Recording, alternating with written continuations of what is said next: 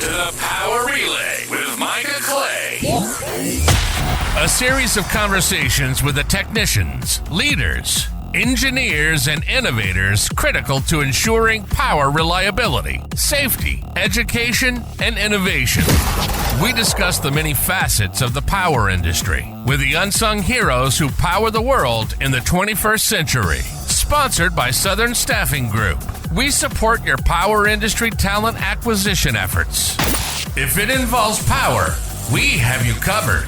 Plug in and join our host, Micah Clay, veteran, entrepreneur, and power enthusiast, as we delve into the world of power.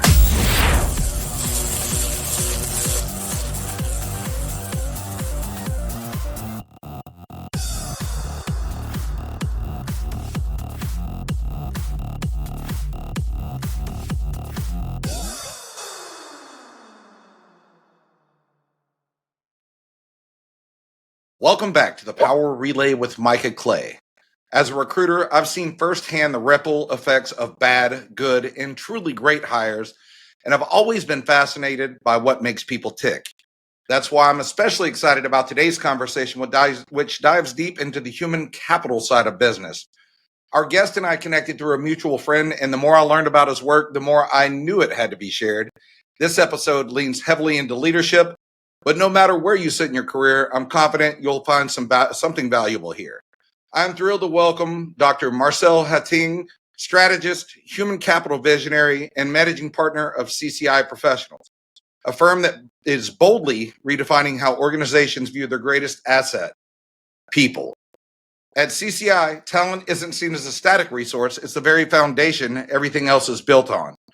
With tools like NXT Move 4.0, the organizational culture map, shadow match, and skills grid, Marcel and his team are helping leaders weave analysis, mastery, and action into Industry 4.0 strategies that unlock and multiply human potential. Let's dive in. Marcel, could you start by telling our audience a little bit more about yourself? Yes, well, you're doing such a fine job. I was making notes here on just all the different accolades and all of that. So, Micah, thank you very much. And what an honor to join into this conversation today and just share, I think, things that I'm more passionate about than what we truly fully understand at this point in time. We are in the middle of a new industrial revolution. I mean, with all the other moving parts and the variables in the world, I get tensed up when any person, whoever that leader might be, to say, I've got clarity, I've got focus, I've got this thing sorted out. I want to say, no, that's not the truth, because there are so many new discoveries happening every single day that we need to remain change fit. We need to remain resilient. We need to remain curious to push the boundaries of innovation and creativity and all of that. And we're along the ride. We come from another continent, but I've spent many years in the US, also had the privilege of being educated on graduate level there. And we have taken what we have learned into the global space, and we are honored to work with leaders around the globe. But perhaps three things to add to your introduction. I think one of the first things that you touched on is the idea that we don't view human capital as just another pillar in the different categories or the classes of capital. Yes, it's an intangible asset. But what we have seen, especially in the entrepreneurial world, is human capital is really the basis on which all other capital reside. We have seen how many times we go out for, raising angel funding or seed funding or venture capital, only to put it on an entrepreneur who doesn't have the maturity to build from that, and the whole thing comes tumbling down, imploding. Great new, motorcycle or a great car or a estate home they buy, but nothing to show for the business. So we really focus on that very early development stages of capital, whether it's then a macro multinational corporate or whether it's a new entrepreneur. But the human capital for us is something very special. I think the second thing, part of what you're referring to, all the different tools that we are using, there are phenomenal tools on the market, and we'll definitely touch on some of these today. But there's a lot of tools which, quite frankly, is just becoming out of date. When I go to my local motor Mac and he's trying to do a diagnosis on my car, but there's not a decent computer plug-in, with a USB port or whatever port there is to get the readout, and he's trying to figure out what's going on, I'm just going to say, listen, might have been good in the 80s, might have been great in the 90s. 2025, we're just not there anymore. So it's not that we ignore a lot of the stuff that are on the market, but we need to make sure what are the standards that we need to have this conversation at. And we're constantly exploring and discovering with our global audience. And then I want to do most probably the most stupid thing ever, but quote a cliche from the famous author John Maxwell that said, everything rises and falls on the shoulders of leaders. And I know not everybody in our podcast audience is a leader by title, but all of us can have an influential role, irrespective of where you are in the company, in the hierarchy, in the rank, or whether you're just taking some form of lead, even in your private personal life. I hope that today's conversation, there might be a little golden nugget or a little deposit on any level where somebody is called to this great calling of how do I influence, how do I lead, how do I impact and transform for the greater good. So I think there's going to be a lot of tools for people in official, formal leadership positions, whether it's management, but there will be as much that any person I think can grapple with in today's conversation concerning how do I become an agent, a force of positive impact and positive transformation in whichever communities I find myself. I love that. And coming from a military background, that was one of those things that was kind of embedded into us. That everybody is a leader by mantra. And even there's a book by Jocko Willink called Extreme Ownership, basically talking through everybody owning your outcomes and ultimately having an impact and not counting on others to do that. So couldn't agree with you more from that aspect of it. And that was a phenomenal introduction. And I definitely want to, because I failed to include a little segment on AI, which I do for everyone else. And that was the most ignorant thing I could have done, considering many of your tools are based on Industry 4.0. And you and I were having a fantastic conversation, kind of like on the AI ramifications. And you used some great analogies to kind of explain that. So I definitely want to open up the floor to kind of talk through Marcel's take on AI and the battleship and Duck Hunt. That'll make more sense to everyone here in a second.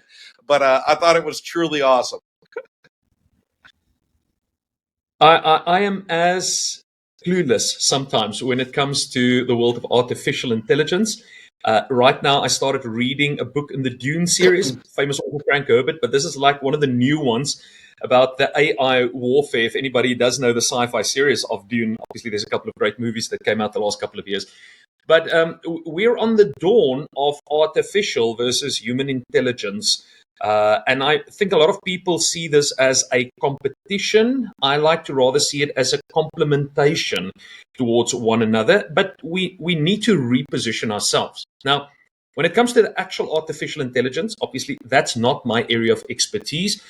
We can get great CIOs, CTOs, technical experts to come and help understand how the algorithm and the learning models and all of these work. I'm trying to figure out ChatGPT still at this point in time.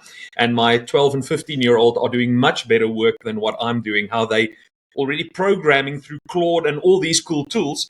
That's not my area of expertise. What I am interested in, and I very recently just did a little self-publication, is the reason why so many AI strategies are failing miserably. MIT just brought out very interesting statistics, up to 95% of failure. When we look at some of the other great publications just in the last 2-3 months, 80%, 74%, these are all different statistical models of, I want to say, billions of dollars that's being spent on AI development, and then it's a major failure. And obviously everybody is asking the question, why? The premise from which we are working, it's not necessarily the AI that's failing, nor the intent and the strategy. There are other variables which we've seen in the previous industrial revolutions that I believe we're not talking enough. When we switched from Industry 2 to Industry 3 in the mid-50s, now my father went into the world of work at that stage. He was in the world of iron, steel, production, hard factory kind of man. I come out of a very strong labor force family. And they had to rethink the infrastructure of a factory that could host the technological breakthroughs of automation, data-driven processes, no longer big ledger books, because those were some of the breakthrough ideas in Industry 3. When we now consider the fourth industrial iteration, and we don't consider what kind of infrastructure do we need to host and accommodate our new AI, we've got the metaphor. It's like shooting a cannon off a canoe.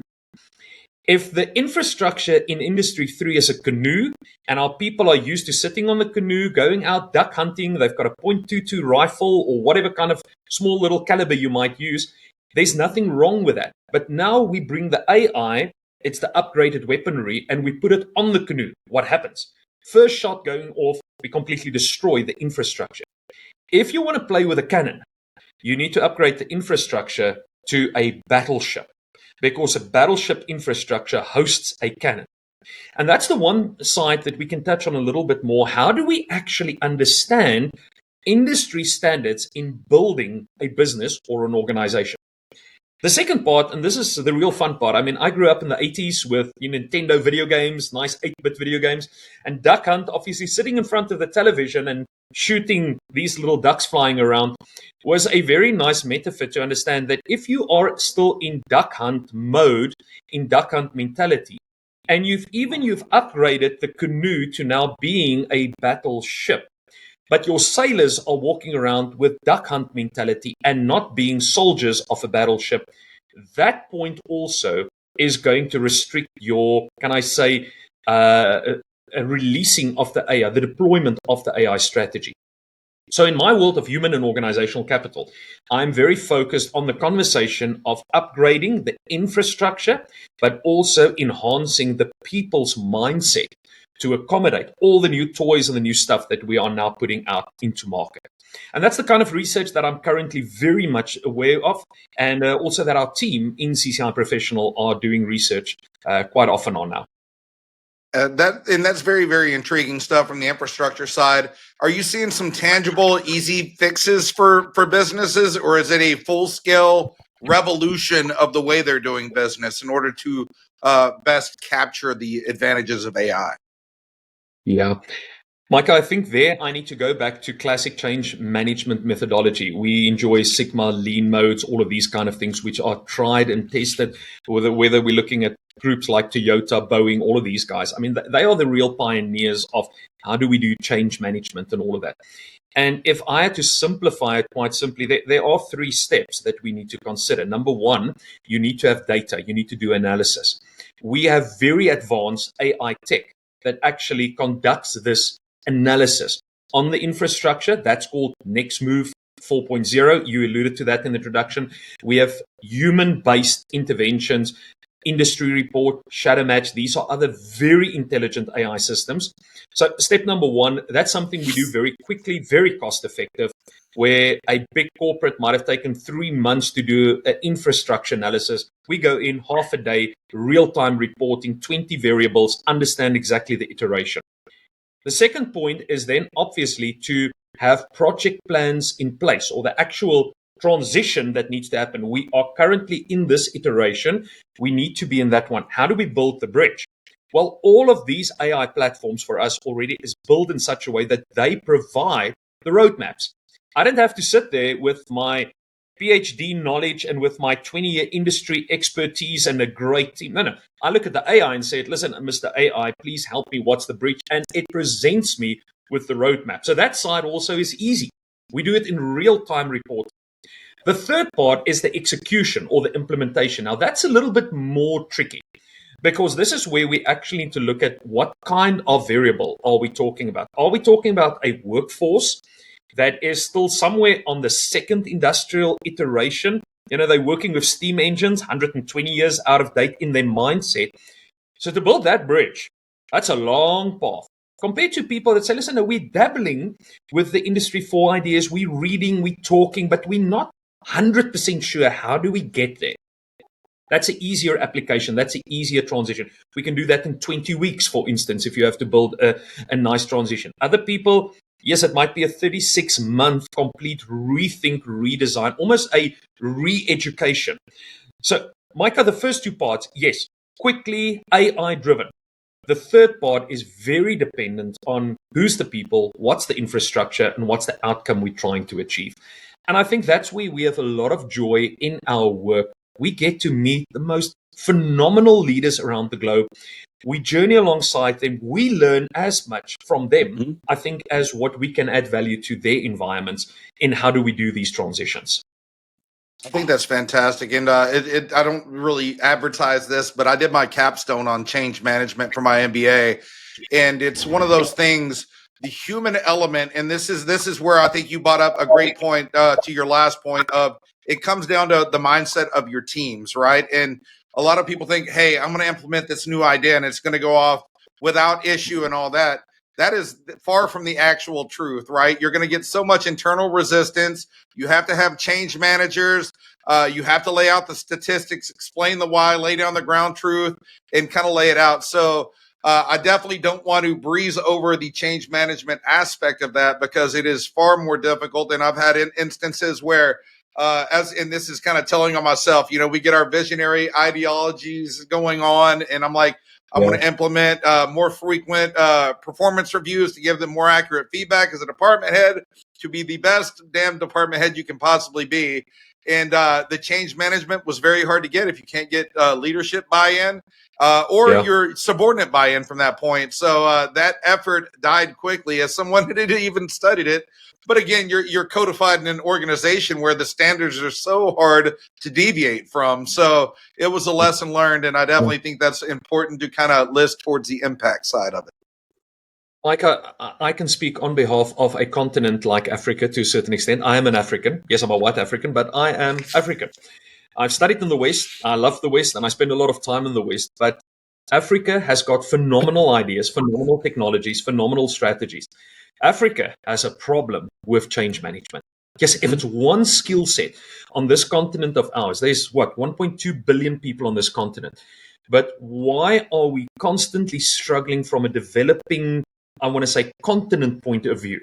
It's the fact that we're not getting the implementation and the accountability right, whether it's on governmental, national level, organizational level, or just downright out on a street level. This is one of the major stumbling blocks that we're seeing on this continent. It's not only on our continent, it's on many other developing continents. But what you are saying, the critical necessity of training leaders and managers and experts in their respective field to introduce that transformation is something that I believe they should teach children from school levels already on how do you do actually basic change management, because you're going to use it in every facet of your life. In any case.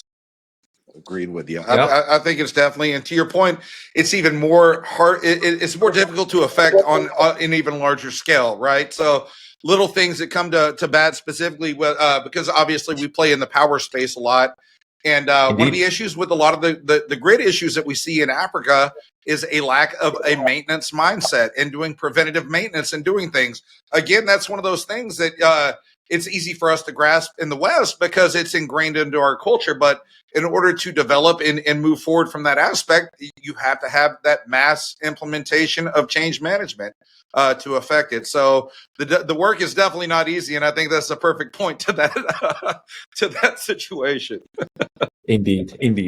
Not to go into the philosophies and all of that, but in many native African languages, the word maintenance does not exist. There is not a root form in many African languages. Africa has got a phenomenal view on the concept of time, which is more, we call it kairos, which is seasonal time, than chronos, like our Western understanding of time that needs to be prepared, which means social infrastructure and a lot of other things is actually celebrated more on the continent. But the belief is that every season presents its own challenges, and I only have to address the challenge in the season. If it's springtime, fall, autumn, whatever, address it. But to do something now for the next season is sometimes a little bit of a mismatch in a lot of the African worldview perspectives, where the classic Western view is much more a forward projection. But we're seeing pockets of excellence. If I look at countries like Eswatini, or I look towards Uganda or Rwanda, there are phenomenal success stories throughout Africa of how we're balancing all of that also to build our continent going forward. I love that. And that was definitely a deep dive into the AI side, which is awesome and exactly what we look for before we even get into the formal question set here. So I'll try to get us back on task a little bit so I don't eat up your entire day, Marcel. But could you walk us through your career journey and how basically your doctoral studies in organizational leadership led to your actual founding of CCI? I want to kind of get to what you're doing now and why focusing on the human capital aspect through an Industry 4.0 lens is so important. Micah, there's this old saying, jack of all trades. And I also always thought, man, I'm the classic example of master of none. But then somebody told me, hang on a moment, that's not the accurate description. It was actually jack of all trades, master of one. And if you had to ask my story, it is a bit of a difficult journey because I felt for a long time master of none. But then I realized there is a phenomenal golden thread that actually brings it all together. So let me quickly, because this can be a long story and I don't think everybody wants to hear all the details of my life, but let me quickly talk about professional career and my academic pathway, as you referenced PhD. So from an academic point, which is much more layered qualification, my journey started off as a microbiologist specializing in micro and biochemistry that I studied. I was actually quite intrigued by the medical world, specializing in virology, research, chemical pathology. But as I had other focuses in school, apart from the academic marks that I was supposed to have, I ended off in a general BSc program, didn't get entrance into med school. But after that, I did what we call an honors qualification. It's kind of like fourth year BSc, but I left the BSc world to go into religious and philosophical studies. From there, I did a master's qualification, or a master's, as we like to call it in the US, in theology, and I specialized in interdisciplinary studies. So I looked at sciences with ancient texts and all of that. And then I moved over and I studied within a university called Regent University in Virginia Beach in the USA, did the organizational leadership qualification, and I specialized in succession planning. And then my dissertation went into the field of succession planning, obviously having studied a lot of other things along the way. Now, that is a weird academic pathway. It looks like you belong to a BSc faculty, then you belong to the Bachelor's in Arts faculty. Now you in Africa and Europe, we've got a Bachelor's in Commerce faculty. There's the theology thing. Marcel, are you schizophrenic? Can't you make up your mind? What you stand on the academic podium and you've got all these color bands which are different colors. It's the same color, and yeah, I stand like a box of Skittles that I don't know, where am I going with all the colors. So this is the one area of my life. Now the other area, I worked corporate a little bit. My wife and I stayed in Edinburgh, in Scotland, and I worked there for some companies in the IT and business side. Came back, became an ordained minister. Actually, I'm ordained with 2 denominations. Now I'm kind of in the church world. I've got my one foot in there, and I'm part of a mega church organization for the last 26 years. Kind of feel like the spare preacher. But then I went into basic education, never intended, but there was a privately owned school group that asked me, Marcel, please come and help our senior years with leadership development, with life skills, life orientation. So I'm in there.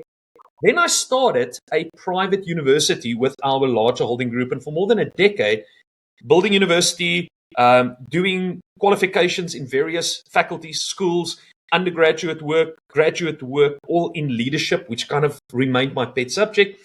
And then a decade ago, moved into the formal business world. And as an entrepreneur, I've started many different businesses and grow businesses, and capital is our focus. So how do people look? Are you religious minister now? Are you educator, basic hire? Which one? Are you an entrepreneur? You're doing investments? What on earth are you doing? And that's why I say, all of these weird things look like Marcel has no idea. A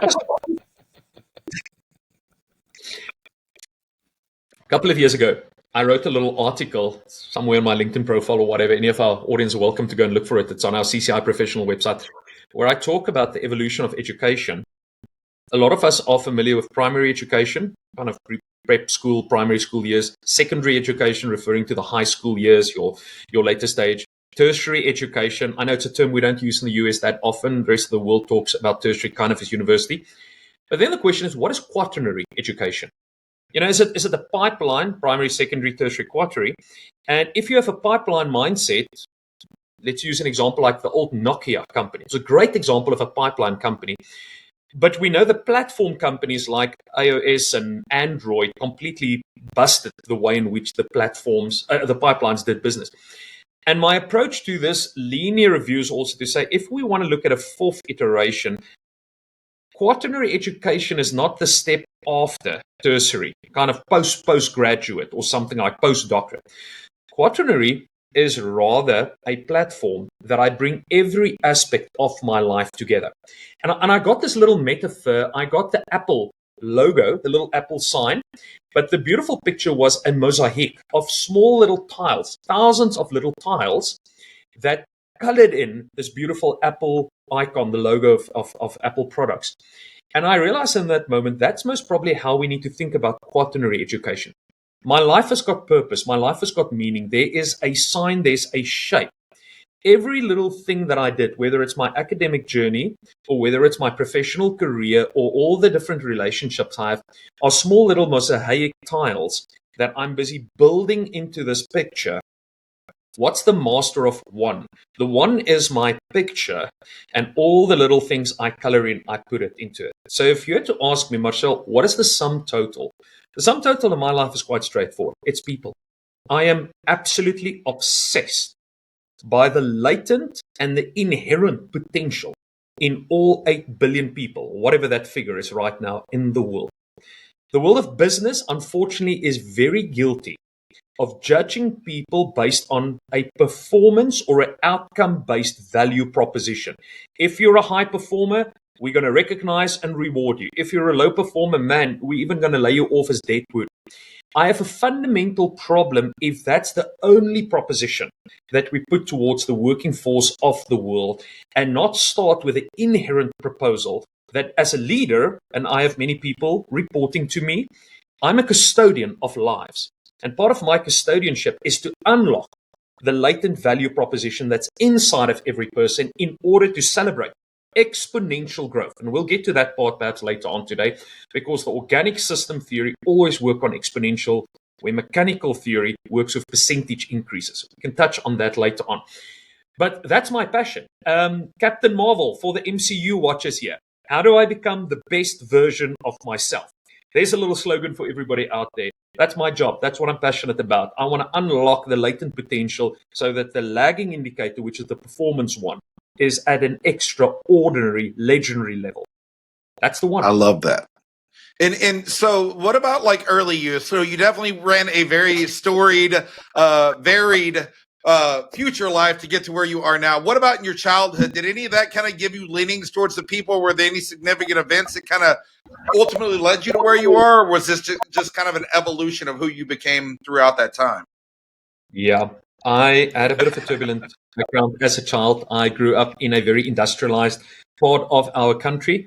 Let me rather not equate it with a specific part in the US, but if you're familiar with the very industrial areas, again, steel, iron, big factories, it's kind of way in which I was raised up. It's a particular mindset if you grow up in a very labor-orientated environment. I was fortunate to grow up in a family of highly intellectual people. My parents gave me exposure to a lot of things which the typical person in my town would not have had. The level of conversation was very, can I say, limited towards a global exposure. So I'm very thankful for that.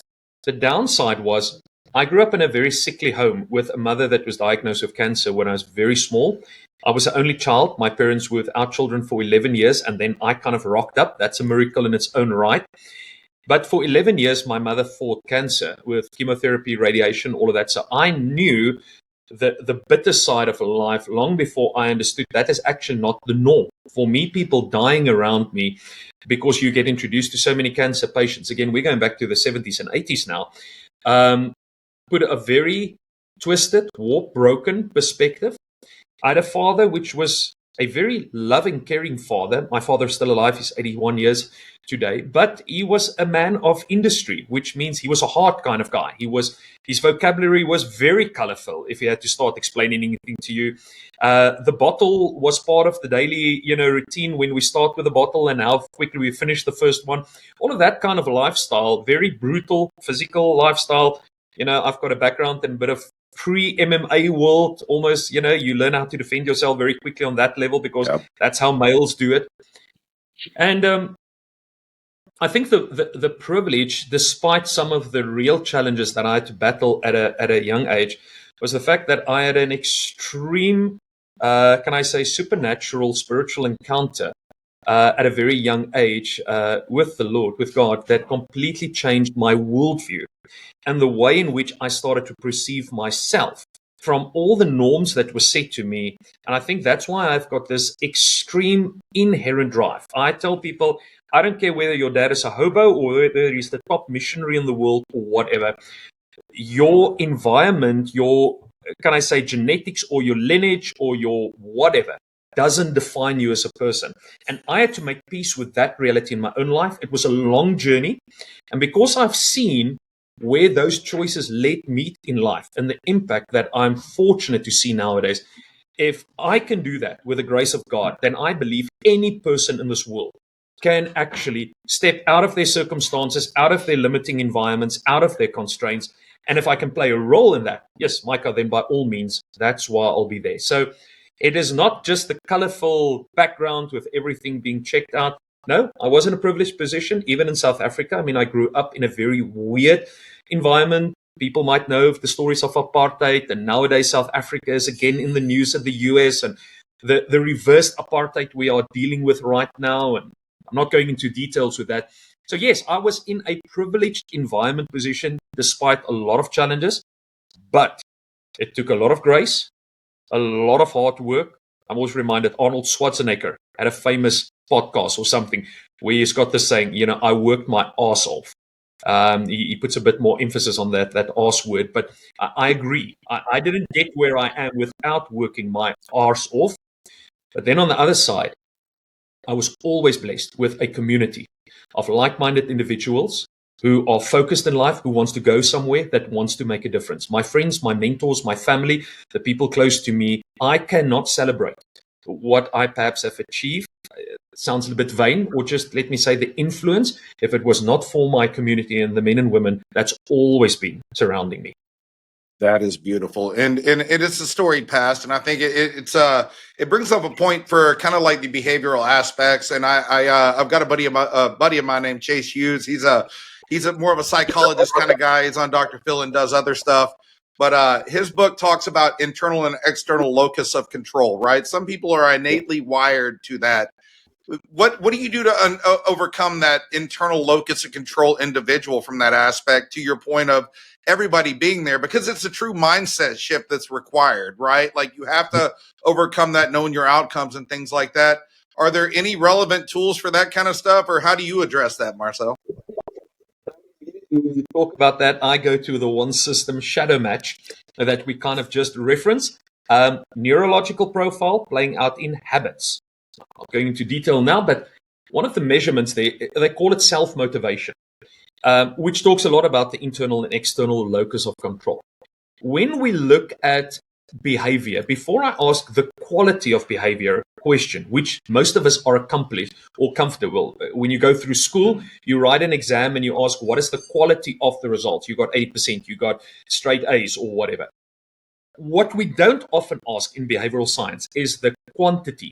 How much do you actually want to do it? Now, I do a maths paper, now I get 80%, but I despise every moment of it. And everybody say, yes, look at it. Great doing in maths. I just can't wait to drop mathematics because I don't like it. Leadership is a behavioral science. Micah, if I tell you how many leaders do I meet every day, quantity, it seems their leadership is good, but they're dying inside because inherently they don't want to do the leadership thing. But because of the corporate ladder or the salaries they're chasing or the fame, now we're climbing into positions which is completely outside of my profile, my makeup. When I work with people in motivation, for me, it's not an either or. I want to understand how much internal locus of control do you prefer? How much external locus of control do you prefer? It's not a binary thing. It's a continuum. It is a spectrum. And depending also on what the aspect is in life, you'll most probably see there's a variance within that thing. Again, in the Western world, we have a tendency more towards the internal locus of control and motivation. That's the way we raise our children. In Africa, we see a stronger, they call it Ubuntu. It's an African expression that connects my identity with my larger group, which is a very strong external locus of control. When I deal with people, I don't start with the individual. I start with the outcome in mind. What are you trying to achieve? Is it a relational conversation? Is it a business that needs to grow? Is it obstacles that needs to be removed? Once we've defined what the outcome is, Michael, then it becomes easier whether I'm measuring it in shadow match or whether I'm just having let's call it a coaching conversation with the individual to see, does the person have enough internal or external locus of control to actually drive towards the outcome. If we see there's enough, great, we can enhance the quality. But if it requires, for instance, major internal locus of control, let's go back to PhD studies. There's a dissertation part. You're going to spend many hours doing the ABC, apply, buttock to chair. If you don't like the ABC and the internal locus of control, you're going to struggle finishing a PhD dissertation. No question about it. But then when I do a relational thing and I'm working in a company, in a management team environment, I want to depend most probably on a stronger external local because I'm drawing energy from the crowd, from the stakeholders, from the team around me. I don't want to go all hyper individual in what I need to do. So I'm always context sensitive, environment sensitive. It's a principle of organic systems before I just look at the individual. Because I honestly don't believe that the outcome of your performance is only the result of what is inside of you. Agreed. The outcome of your performance is somewhere in the balance between what is inside of you, but in your interaction with the environment in which you find yourself. That's where the magic happens.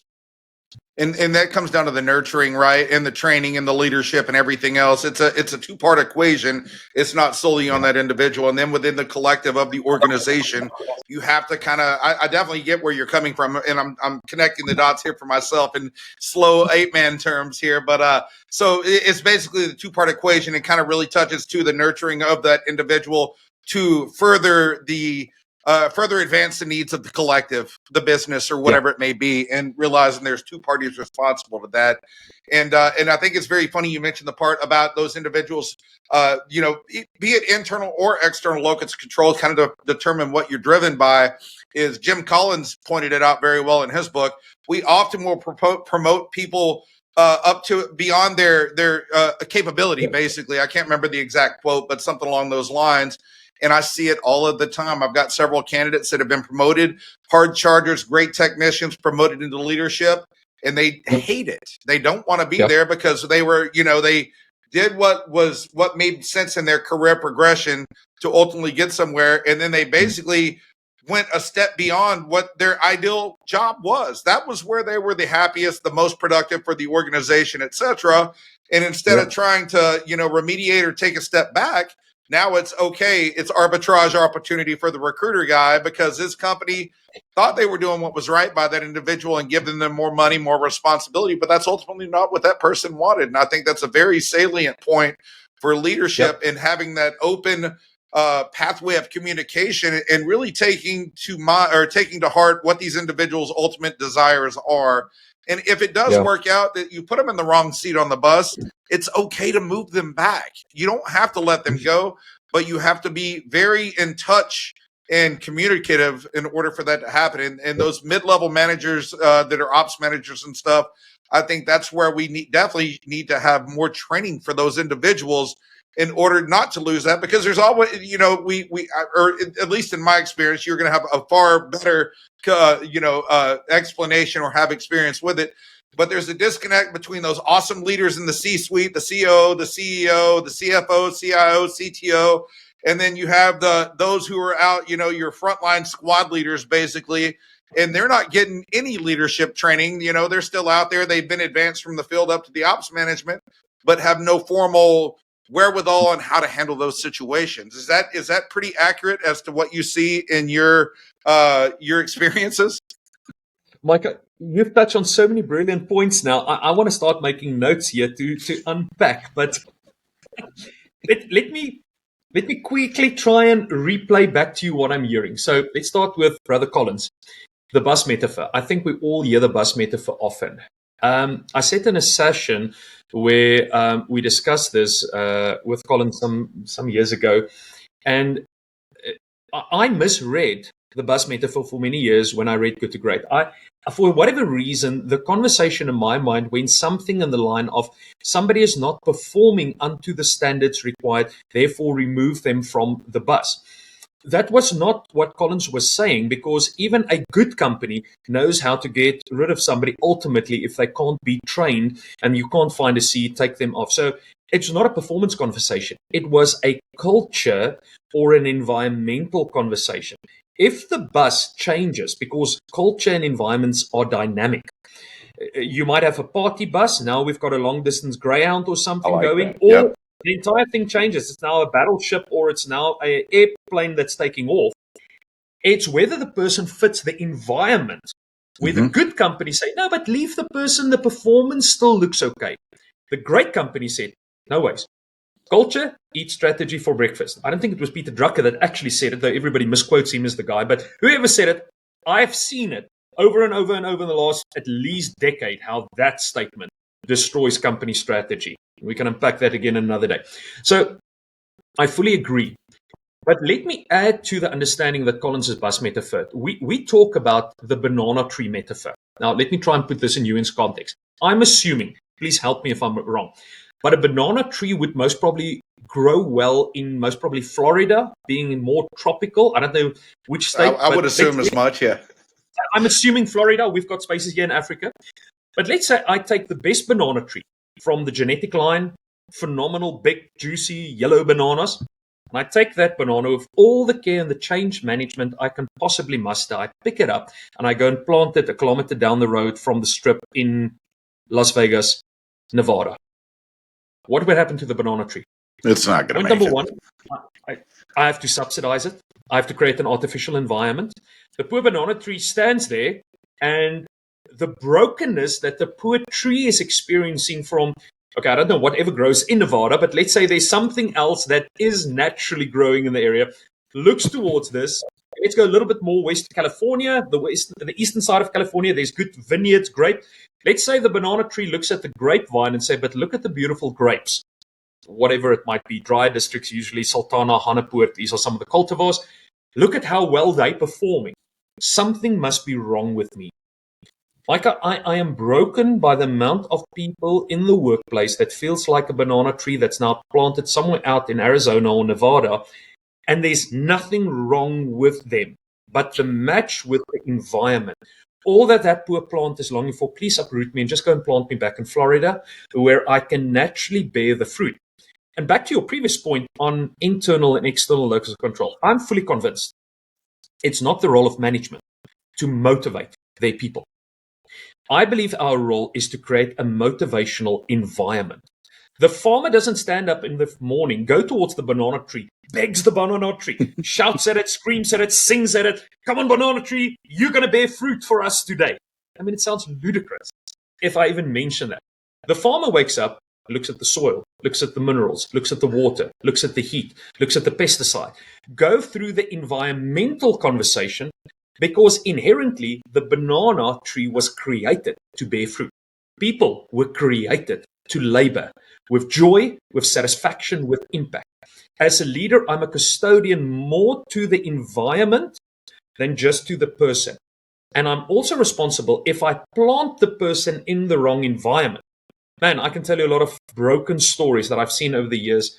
And you change the environment, how suddenly that person just starts to flourish and just excel in what they need to do. And that is something I think that we spend too little time in our conversations with people and managers and leaders and even our children when we go back at school levels. Why are so many young children not excelling in the school environment? Intellectually sharp, high IQ levels, 140, 150, and yet they're hardly making marks to pass through it. It's an environmental thing. It's not a function necessarily of intellect or neurology. It's environmental, and we don't spend enough time to have that discussion. And to your point, I agree wholeheartedly, and that's definitely a 6-hour conversation on education, and I'm sure we can try to fix it, but we're basically trying to jam. I mean, and we have to understand, right? You have to have a generalized pathway. And when you're trying to do this for millions upon millions, it becomes very, very difficult. But to your point, we're seeing some of these STEM schools where those who may be less performative in a traditional environment get, like to your point, into a different environment and they flourish, right? So I don't think we're catering to the strengths of individuals and not affording them opportunities. But again, we could go down that path, and that's a massive beast to try to unravel. But couldn't agree with you more on that. And so it sounds like the core of what leadership should be focused on then, if I were to try to kind of put it under one umbrella, would be enablement of the employees. Give them the tools, give them the things that they want to do, and then kind of find out where they match, or what does that workflow kind of look like if you were to do it on an ideal basis? Let me build on our banana tree little story. And I alluded to short little statements talking about organic systems theory versus mechanical systems theory. Micah, let me connect that again with our AI conversation. So the world in its history, I mean, we've got 6,000 years of documented history. The vast majority of the systems that we saw evolving was usually organic based, agricultural based. It dealt well, whether I'm a microbiologist, whether I'm an agriculturalist, or whether I'm a people person, all of the systems that governs that component of the world and life is called organic systems theory. By the time the first industrial revolution kicked off, let's just say mid-1700s for lack of exact date, it was the birthplace and the introduction of mechanical systems theory. Now, thank God for that, because you wouldn't have aircon, we wouldn't have lights, none of the machinery that we have would have been possible if we didn't have mechanized ways of doing it. The problem was that the entire management component of an organization and a business was built based on mechanical theory. Your financial understanding, your procurement understanding, your IT infrastructure. I can go through all the different disciplines, including the human resource department. The birthplace of the human resource department also came into play with the first industrial revolution. There were only one other mindset before that reduced the value of a person to a mere resource, and that is called slavery. The free man never looked towards the output of a person, it looked always towards the inherent value. Only in slavery did we look at the output. If you were a good slave, you performed well, but I didn't recognize the value inside of you as a person. Now, both your great nation and ours have got a long history with that. The human resource mindset. I'm not busting human resources as a discipline. I'm talking about a mindset where I start reducing the value of my people and my employees to a mere resource. So what is a resource? It's something that I extract value from, and I get to a place where I either run you to failure, like a typical machine, and then I replace you, give you a bit of TLC, give you a bit of maintenance, like leave and a little bit of a bonus or a little bit of a well-being package, or I upgrade you in any case, like a cell phone, 2 years in contract. There's nothing wrong with a cell phone, but because of vanity or whatever, all of us wants the latest technology. Not that we use 10% of your cell phone technology in any case. But when we go into the workplace and we equate man to a machine, we use mechanical theory on a person. In its very starting position, the philosophy that we drive is incompatible with working with people. And then we say, well, we tweak the person. 10% better performance, 15% better performance. You're a great performer. We don't understand how we were made and the intention. We are organic. Organic systems theory works on very different principles. It works, for starters, on exponential and multiplication. 30, 60, and 100-fold. When one grain of wheat or maize goes into the soil, it produces exponential. By the way, just the other day, I heard apparently broccoli is the best multiplier around. One grain of broccoli does 1,000 times return. So if ever we've got some hunger problems, broccoli is apparently broccoli is the answer. Now, if I go into a work environment and I see the practices is informed by a HR paradigm. Again, we've got compliance, we've got rules, regulations, all of the practices needed, industrial relationships, etc., etc. There's a big difference having your compliance practices in play and having a mentality that my people are only cogs in the machine part of the wheel versus what we then call the human capital view. So what is capital? Capital carries inherent value. You invest in capital, it's a ROI, there's a return on the investment. And part of my privilege in my leadership role is to find the kind of capital that would flourish in my environment. If I go to the stock market, I select certain capital classes that I invest in. Why? Because I believe I can make a difference, or I believe there will be the right returns. Similar when I bring people into my space. I cannot invest in everybody. Hell, God alone can do that. I would have loved if I can have a great impact, but I have a small grouping of people where I know the kind of investment I can put into them will have that kind of return. It's a different mindset altogether. And the moment my mindset changed, then the tools and the skills and the interactions starts to change fundamentally in the way in which we approach people. But then, Micah, and this is the beauty, when you start seeing multiplication in people's lives and you see exponential returns, man, that's once you've tasted it and seen it in the business world. And we can quote a lot of great entrepreneurs. When I look to the world, for instance, of Elon Musk and the Richard Bransons, these guys got it right to multiply innovation and efficiency and all of that through people, not just tweak the people as though they're a machine. And that's why we're seeing all of these phenomenal great stories. You cannot go back to another mindset once you've seen some of that. Well, and I think it's very interesting because, to your point, like, this isn't saying like you're not going to get performance out of the individuals, to the point of Elon Musk, one of the most robotic individuals, I think, in society, and works to just the most obscene hours in doing that and expects that out of his employees as well. It's more of identifying those individuals before you onboard them to make sure that they're a cultural fit and they are going to align with the outcomes of the organization. It's not saying thou shalt be soft on things, because obviously I think merit, a merit-based, right, within an organization, there still has to be a merit and some KPIs to be tracked and all those things, because business is still business. So we're not crapping on that as an entire as it goes, but it's more of identifying those individuals who have the highest opportunity for success in your organization based on the culture that you've built from the ground up. Is that accurate? There's the key, culture. Let me speak to that quickly. I read a lot of articles where people talk about toxic culture. Like, I've got a bit of a problem with how people view a toxic culture, because for me, what is defined as toxic is not toxic. It's unethical. So I tell people outright, listen, if there's a violation of human rights or unethical behavior, borderline criminal behavior, that's not a toxic culture. That's something completely different. Take it off the table. Deal with ethics and morality and legality for what it is. What is a toxic culture? A toxic culture is an environment that is not conducive for me to flourish.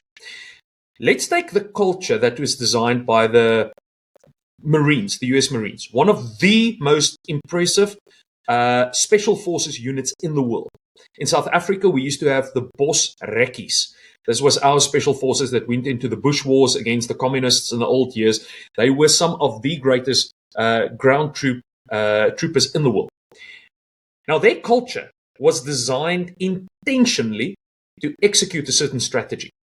Yep. Nothing wrong with that culture. But let's take that culture and we go to the Red Cross. The Red Cross, a phenomenal global humanitarian organization, charitable, loving. They design a culture specifically for the way in which they treat the people, in which they do fundraising, in which they do acts of mercy and grace. Okay, now we take a top performing person from the Red Cross and we go and put them in the Black Ops military team. And we take a Black Ops military team and we go and put them in the other one. None of the two cultures there's nothing wrong with either one. But for the individuals, the different cultures becomes toxic. And that's something which we don't see enough conversation going about. That culture is not, these are the 5 qualities that makes it toxic. No, it is toxic for an individual that can't flourish. The banana tree in Nevada, toxic environment for the banana tree, wants to go back. And that is something that we spend a lot of time on, again, to help leaders understand what kind of environment are you creating. And then when you bring people in, listen, it's easy to upskill a person. Micah, you and I can upskill any person basically in anything. But to change my preference of culture, my preference of environment, that is a difficult thing. That is a function of neurology, a function of genetics, a function of early childhood development, teenage, neuroplasticity. You can go for all. Bottom line, it's a habit, and habits are stubborn to change. I would rather take a person that fits my environment and upskill them than taking a great skill and try and reculturify. I don't think there's a word like that, but change the nature of their culture, if we can put it that way. That is to get them to acclimate to the culture. Basically, why fight that? Perfect. Why it was inevitably not going to be a fit out of the gate. And to your point, we see this all the time, right? Recruiting is one of the most human-facing, relationship-driven businesses that you can. We represent a living product to our clients, and we sell to both the candidates and the clients. And it's really big, and we frame it in very, very layman's terms. It's throwing spaghetti against the wall, right? Not addressing the culture implications and things like that. And so one of the things that we do in our cadence that matches very similar to what you're talking about, I actually talk very heavily to the culture, how they run things, what managers consider to be important to them, to give them a full picture of what right looks like to that organization. And now you determine whether or not that's a fit for what your outcomes look to be. And that's the entering argument for us in kind of doing that, to make sure, because I think culture, especially in our industry of power, we can find the people with skills, and they're pretty much universal, right? You're going to have little pockets. Somebody may have more experience in relaying or substation work or whatever it may be. But the skills, our entering argument is the skills. We're going to find you based on the skills. And now my next level is making sure you're a cultural fit, so that you're going to be there, because a lot of what we do, it's ROI based for me. If you don't stick for 6 months, I don't get a paycheck. So if I screw that part up, then all of a sudden I'm going to lose that money on you anyway. So it was more of a iterative byproduct for us, and studying, human nature and things like that. Hence my buddy Chase, and really thoroughly enjoying your stuff as well. I just like to know what make people tick. And I think it's just kind of, it seems like you're working to culminate all that into something that is tenable for individuals who don't work in that space to kind of be able to implement it. Is that all that pretty accurate, or sound pretty fair? Yep. So let me speak to the point that you touched on, just reminding our audience again that even though we talk about all the organic theory, it doesn't mean there's no indicators. If you talk to any farmer, if there's not indications on what's happening, we're going to run into problems. However, again, back to our AI conversation and the change of industry. Industry 3 brought phenomenal breakthroughs in what we call lagging indicators. We've got now Excel spreadsheets and Lotus and Quadrupo and all the old stuff. So we've got data. And at the end of the event, let's take finances, the end of the month, I've got my balance sheet, I've got my cash flow projection, I've got my income statement. It's a lagging indicator. People have tried to figure out leading indicators for a long time. You're a sales guy, you've got a target. Okay, how many phone calls a day? How many appointments a day? How many pitches a day? We're looking at some form of an activity. Industry 4 has brought a whole new dawn to the concept of leading indicators, because we now have big data blocks. Big data blocks is what informs our thinking to whether something will become successful in the lagging event. Micah, this is a major problem in the human space, because I speak to companies all over the globe and I ask them, what kind of big data blocks are you building? Man, sales has got big marketing blocks. Finance has got. IT has got. Okay, but what about the people side? We have stopped absenteeism. We've got staff turnover. I said, okay, that's lagging. What tells you a predictive index of whether, when you plant this person, what propensity towards success are you seeing?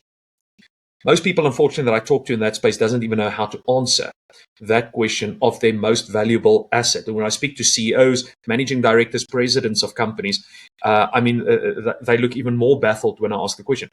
Let me give you even a worse case. I talk to universities across the globe and I ask them, when you put a student into a program, what is your leading indicator? And usually they tell me, well, obviously we're looking at their academic marks. I said, well, that's great. What is the correlation with the lagging indicator just in your first year? And on a global average, we know more than 50% of students drop out in their first academic year on higher education. So your leading indicator is telling me that it's wrong more than 50% in its predictability. Guys, we have a problem. Industry 4 now helps us with building big data to get more accurate predictions to correlate what we push into the system and what we expect to see on the other side of the system.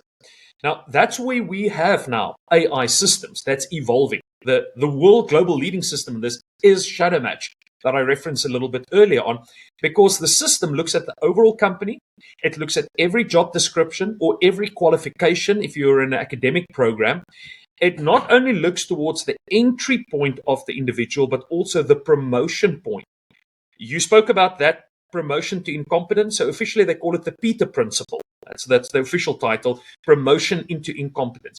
We can now accurately predict whether this is going to be a Peter Principle move or whether that person is going to flourish in the next iteration. Is it a climb up the ladder? Is it a lateral move? Is it a new definition?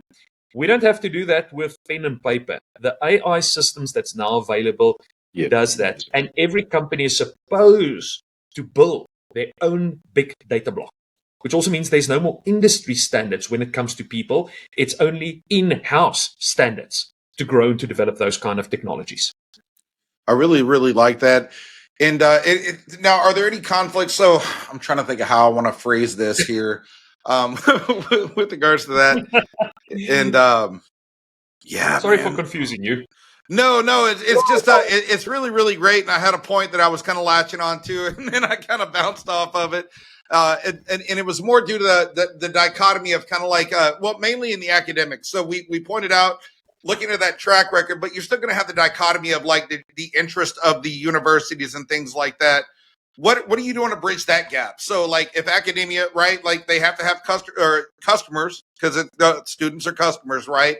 What is the value add to the university for doing that? Does that make sense? And what would be the reasoning behind that, if you will? I'm trying to connect those dots to show the ROI from that particular instance.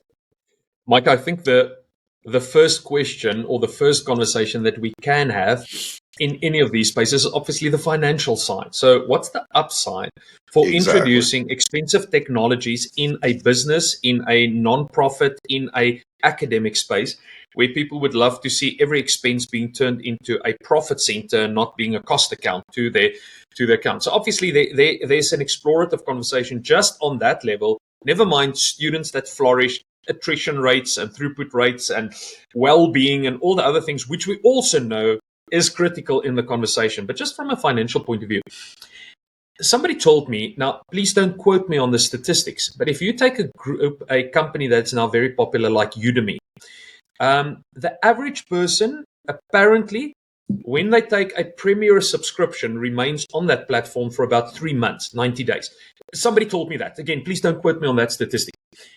What would happen if we can introduce an AI system like ShadowMatch that guides the participant to remain on the platform through engagement and interaction for just 1 extra month? What is the profitability on 25% more revenue compared to the previous month if every Udemy user stays on board for just 1 more month? We would have an increase in profitability, revenue of 25% with immediacy. Same with universities. We help them to make sure from the start, and again, it's a continuum. Is the student going to flourish? Great. Are they somewhere on the knife's edge? What do we do to move them? Or you know what?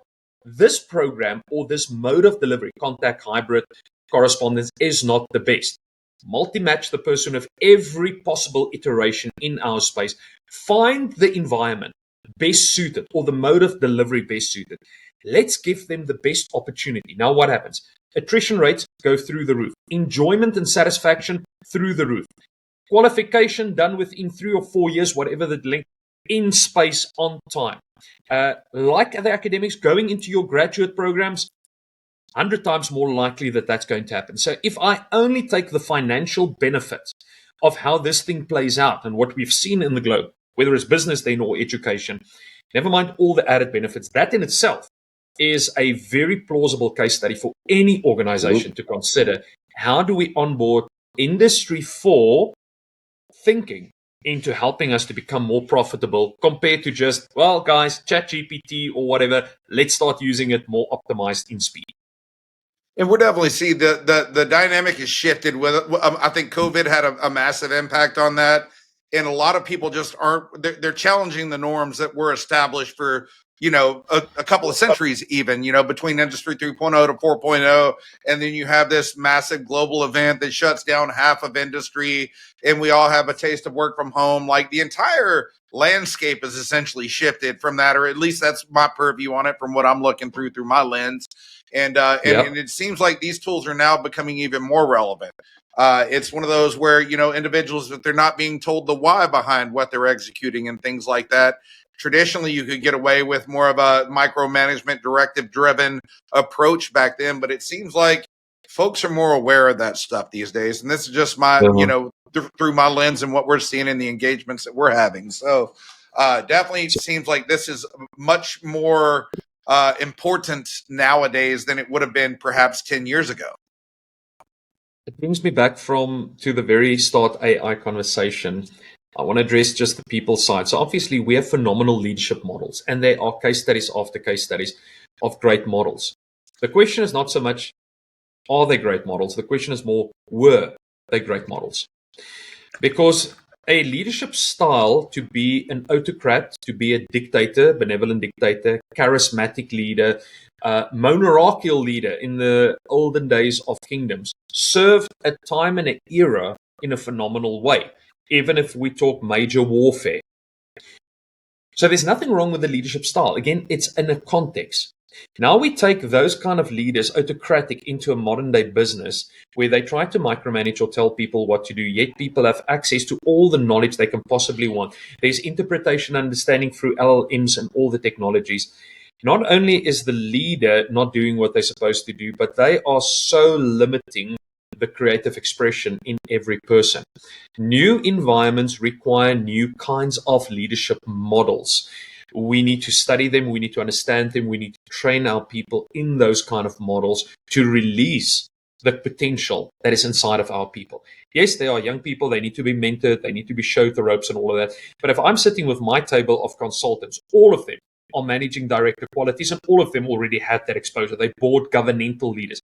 I can't go and try and micromanage those kind of guys sitting around my table. They will quit and resign overnight. The leadership style that I had to learn, that I had to adapt, to sit with these guys, and most of them are my seniors in age, in experience, and to say, how do I lead you guys to unlock the most potential? It's a constant journey that I have to be on. I'm not a fixed point. I am an evolutionary being that needs to adapt and change continuously to whatever the environment's throwing at me. I can completely agree and look at it through a similar lens as you. I'm very iterative and try to, evolve constantly because of the changing environment. Again, working in recruitment, we're working with clients and their needs are constantly evolving as well. And, we go through macroeconomic conditions and things like that. And all that is relevant in the context of, organizational, behavioral, environment. So couldn't agree with you more, and constantly evolving and learning that. And I know we are still we're at an hour plus here, and we're at question 1. No, it is phenomenal. It is phenomenal. I think it has been, and like I said, I just find this stuff absolutely fascinating. And, but I do want to kind of talk through what CCI's tools are and stuff like that, because I think what you guys are doing is very much at the leading edge of stuff. And again, I see it in the recruiting world where we're getting cultural mismatches. If an individual leaves after a couple of months and what it may be. So can you kind of walk us through like what your product lineup is and kind of how you implement them in the workflow and what that looks like? I'm sure they operate somewhat in an ecosystem. And in full transparency, I have not used Marcel's tools. We've chatted about it back and forth through John. I'm working on it, my friend. I'm working on it. Come on. But this would be a great chance to kind of walk through folks like what that would look like. Let's say somebody says, hey, Doc, I want to bring you on. What do you have in the hopper of tools that would be relevant, and how the hell would you use them? So what's the mission? Our mission is quite straightforward. We empower leaders. Yep. Let's say power industry. I'll use a traditionally an EPC company. So these individuals are doing electrical testing and commissioning work in data centers and substations and stuff like that. How would you approach one of those, Bubbas? Yep. So we empower their leaders, whatever that level of leaders might be, to do one thing, to grow that company exponentially. People who are not interested in exponential growth, they can learn a lot and we can give them a lot of tools, but it's not the ideal people we want to work with. Why? Because if you want to run your company only as a machine, I believe it's a limitation, and I struggle to work with a limiting mindset. I will coach you first. We can have all the conversations. I'll do all the case studies, and I'll hopefully inspire you to such a degree that you say, but hang on a minute. What is the potential of this company, this business, this electrical environment? And what would happen if I do a 2 or a 3x? Whatever the exponential might be, that's irrelevant. But not only the financial, what is the impact if we multiply that? What is the well-being levels if we multiply that? What is the engagement of my people if I multiply that? What is the impact in the community if we multiply that? Heck, I always tell people, especially local business and family business, if you had to disappear today from your community, who's going to miss you? Because if nobody's going to miss you, then I've got questions about the effectiveness and the impact of your business. But if you know, if we disappear tonight, then the entire neighborhood and the community is going to miss us massively. Well, that's the kind of business that I really enjoy talking to. That's the real transformative power that I believe all of us can bring to the table. Now, when we're on this mission, where do we start? Obviously, we can have a conversation about any capital position. What is capital? It is the collective value of an organization. So if I want to help you to grow the organizational exponentially, then we need to look at the value proposition. Now, Micah, this is an interesting thing, and our audience are welcome to go and Google just this. You can go and Google the S&P 500 valuation report. There's several images on Google Images. Started in 1975, 85, 95, 2005, blah, blah, blah, blah. And it looks at the value proposition between tangible assets, the physical material things, my bricks and mortars, Plants my and property, machinery. my equipment, my products, compared to the intangible asset classes, human capital, fusion capital, brand capital, social capital, intellectual capital, all that. In 75, the ratio is about a 5-to-1 in favor of the tangible. It was still the era of factories and products and all of that. 95, for the first time, that ratio switched around, where there was a greater value classification in the intangible than the tangible. That's about a 1-on-1 ratio. But it was basically the dawn of the internet era. Cellular phones, globalization opened up in those eras. In 2025 now, we're seeing the ratio of about 10-to-1 in favor of the intangible asset classes. For every $1 that I've got in a monetary balance sheet, spreadsheet, measurable aspect, there is about $10 that needs to be unlocked, that needs to be actualized. So if people tell me, Marcel, I want to go on a 10x journey, what acquisition do I need to do? I said, hang on before we get to the acquisitions. Always a good strategy. But let's first talk about how do I actualize the actual intangible value base that's already in the company, or let's find out to what degree have you done this. Because if you've only unlocked a very small portion, man, your 10x is already inside of the value proposition. We just need to go and unlock it before you want to do acquisitions and all of that's really difficult stuff. The cultures, the systems, the integrations, I mean, that's the higher grade conversation. We have that often in our line of work, but we've got other partners that helps us also. The money man machine. We take care of the money. The man part. Our neighbors takes care of the money part. You know, the classic transactional advisory, corporate advisor work. We've got our other brands that takes care of the machine part, the integration, the system. So my preference is let's first talk about those intangible value proposition, of which human capital traditionally was the largest category asset class in the intangible. Now cognified capital, it's a fancy word. Klaus Schwab in his book 2016, The Fourth Industrial Revolution, used this word cognification as a reference to Industry 4. I think I just call it smart technology. It's quickly becoming the largest intangible asset class, but human capital will remain extremely large. And then you've got some offshoots, like for instance, brand capital. If you're Coca-Cola or McDonald's, I like a Coke. I don't like McDonald's meals that much, but I'm more the Burger King kind of guy, or a Fuddruckers. But that specific category, I mean, carries an unbelievable value. Nike, Adidas, we can go through the big major brands. So When we approach any potential client or partner or environment, the question that we start off is, what is your desire? Where's your vision going? What's your strategy? If it's a growth strategy, it's game on. If it's exponential growth, it's even more game on, because then I get excited. So everything we do from that point of view, and all the tools that we can start unpacking, or the ways in which we think, is to help the leadership to actualize that human capital component or other intangibles in order to get the growth margin. But Micah, let me put a disclaimer in. I have similar conversations to families. To say, I'm a young parent, I've been entrusted with 2 or 3 or 6 beautiful children for 18 years or whatever. How do I unlock the value proposition in my child to become a man or a woman of influence? The principles, again, organic theory, is exactly the same when I look at my children, whether I'm looking at my employees or whether I'm looking at a client's business. The mindset of exponential growth is the premise from which we approach all of these things. Let me quickly pause there before I go into more technical stuff. Is that making sense? Am I starting to address the question? It is 100% making sense. It's all about it's really focusing on the humanity. And I think, to your point, we're seeing a lot of acquisition activity, right, in some of the various markets here. And it's easier. Some of the, and of course, it's PE and some various groups or larger players absorbing smaller ones. But we're seeing that, right? To your point, Yep. Acquire this, and oftentimes that'll come with additional personnel, and now they can serve that market and things like that.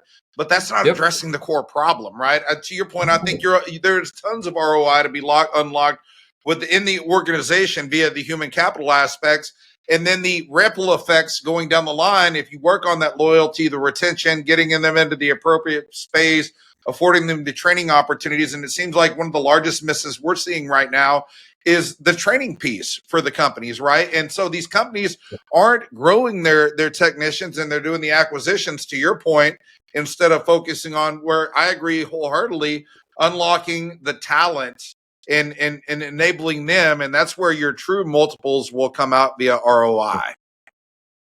Let me not say a lot about the M&A world, but perhaps 1 or 2 of our audience listeners are in that space. We've seen Forbes, just one reference, 80% of acquisitions that fails because of human integration errors.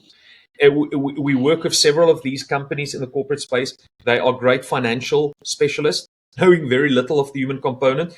Tell them it's not the balance sheet, it's not the due diligence, it's not the actual sale or the buying. It's how do you bring these 2 worlds of people together, 2 different environments, 2 different cultures, 2 different talent pools, all of that. If you don't have specialists on board, please don't leave it in the hands of 2 HR departments, as little as you leave it in the hands of the financial departments to do the acquisition. That's why we've got specialized people that will help with that integration, in order that you don't become the statistic of 80% of failure because of human side. We've got models, frameworks, like the financial people also. How do we bring these 2 worlds together? And there's a lot of hurt, a lot of pain that's happening when those things do not work well. But getting back to the point of discussion, Micah, so everything that we do is based on one of the organic system theory models. It's known as the principle of habitat. So you can go with ChatGPT or Grok or whatever and ask it for different models. I like the principle of habitat because of its simplicity. What is a habitat? Oxford Dictionary or Webster's, whatever, will tell you it's an environment that's conducive for life to flourish. When you plant something, it's a conducive. I want to see my people flourish. I want that exponential multiplication wow factor. Now, it works as follows. Let me quickly explain it in terms of agriculture. The framework is environment times the growth variable divided by time to the power of the farmer's acumen. Let me explain that step. Environment, I have a piece of land, a farmland, times the growth variable. A certain seed or livestock needs to be matched in that. There's a transition, 6 months, 4 months, whatever I need to allow it to grow, to the power of the farmer that actually understands how to farm.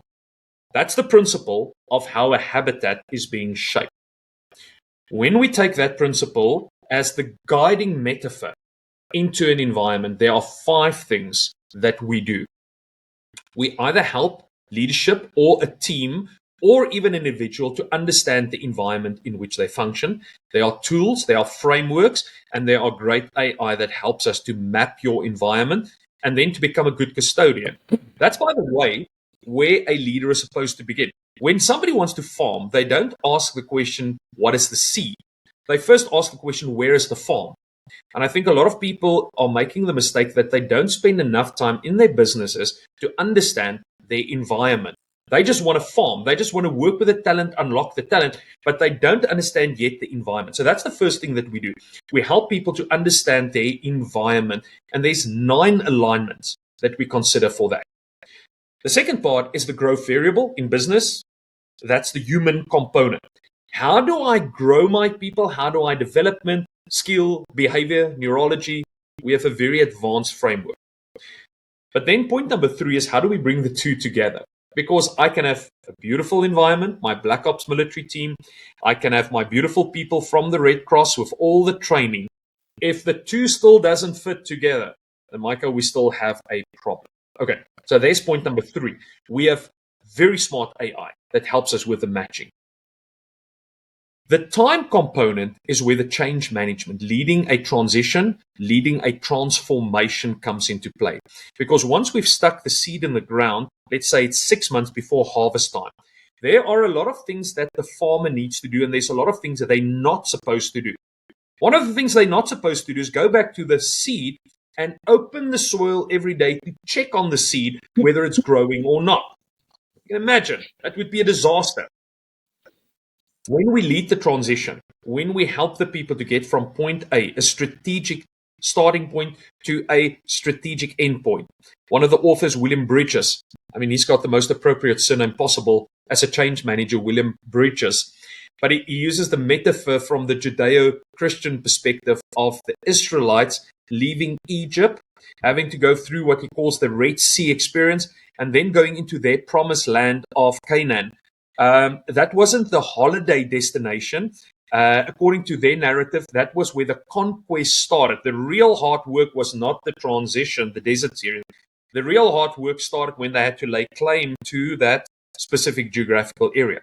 If we don't understand the nature of transitions in the business and the transformation, we might get so obsessed about this part that we miss the actual harvest. If you don't know how to deal with a harvest, you might harvest everything and then lose the crop. But this entire thing, again, based on Maxwell's cliche, everything rises and falls with leadership. If the leadership acumen is not mature and doesn't understand the framework, if we have not grown them, deposited them, honed the skill to actually take care of the framework, then the whole thing comes plummeting down. So everything in my toolbox, if I had to equate it now to a motor mechanic and I open it up and I say, so Marcel, what is in CCI Professional? I've got tools with environment. I've got tools for the growth variable. I've got tools for the matching. I've got tools for the transition, and I've got tools for the leader. That is the 5 focus areas or the 5 pillars that we do in human capital investment. And that entire thing equates to my ROI, my return on investment in human capital. We measure it. We track it, we invest in it, we love it, and that's where we see the multiplication and the exponentials happening. I love that. And now looking at it from the client perspective, let's say somebody comes in and says, hey, Marcel, I'm ready to do this. What does mastery look like from the organization side? What is kind of like, okay, you guys have this locked on, going from there. What does right look like, I guess, would be the right way to phrase that.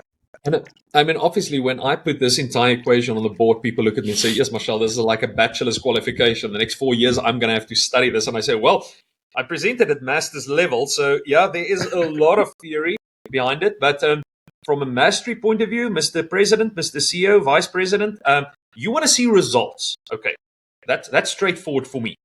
You have a strategy. If you don't have a strategy, then, well, that's the first point. Let's get a strategy. Where do you want to go? What is your shareholder mandate? What are they expecting of you? Let's clarify what is the current position, and let's clarify what is the in position. Okay. Now, most of the time, people actually have a fairly good understanding of that part. We know where we are. We know where we want to get. Okay, so my next question is, what are the obstacles? What are the variables that's limiting you or constraining you in the journey? So that's the first thing that we then usually do, is to find out what are the hindrances, and then we need to unplug those hindrances. Is it the environmental thing? Is it the matching thing? Is it the growth? Is it the leadership not knowing? Is it the transition itself? So we have AI, we have models of thinking, again, very quickly, very effective. We can either help you to clarify the strategy if that's not in place, or if it's in place, what are the obstacles? How do we make sure? Because as you say, strategy itself is not the problem. The execution or the implementation of the strategy, that's the major problem. There's many stumbling blocks. We have phenomenal ways of helping you to identify that, whether it's theory of constraint or any of the other models that we can employ to understand where are the blockages in your pipeline. If you want to use that as a metaphor, we put that in real-time reporting for any person on the table. And obviously, Micah, that is as broad as God's grace, where that obstacle might be.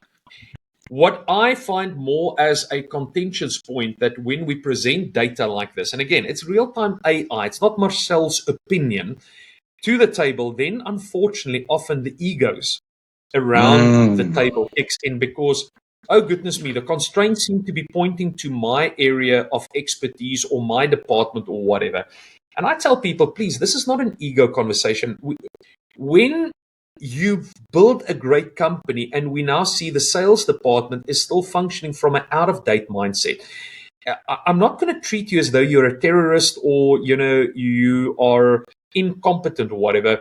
We just need to assist you now in doing a transition out of a previous iteration into a new upgraded model in order to build sustainability. If you've got a bridge across an interstate and that bridge is still built with sticks and stones and mud and all of that, it's a beautiful bridge, but it's going to struggle to keep the weight of a semi-truck that might need to run over it. Or if it's, concrete, bricks and iron, well, there's new iterations of how we now build bricks with polymer and all of these fancy stuff today. So we don't come in to do fault finding. And I think a lot of my competitors in my market, if I can put it that way, and unfortunately, especially the big bulls, they come in with a bit of a arrogance, if I may use the word. We're going to tell you what to do.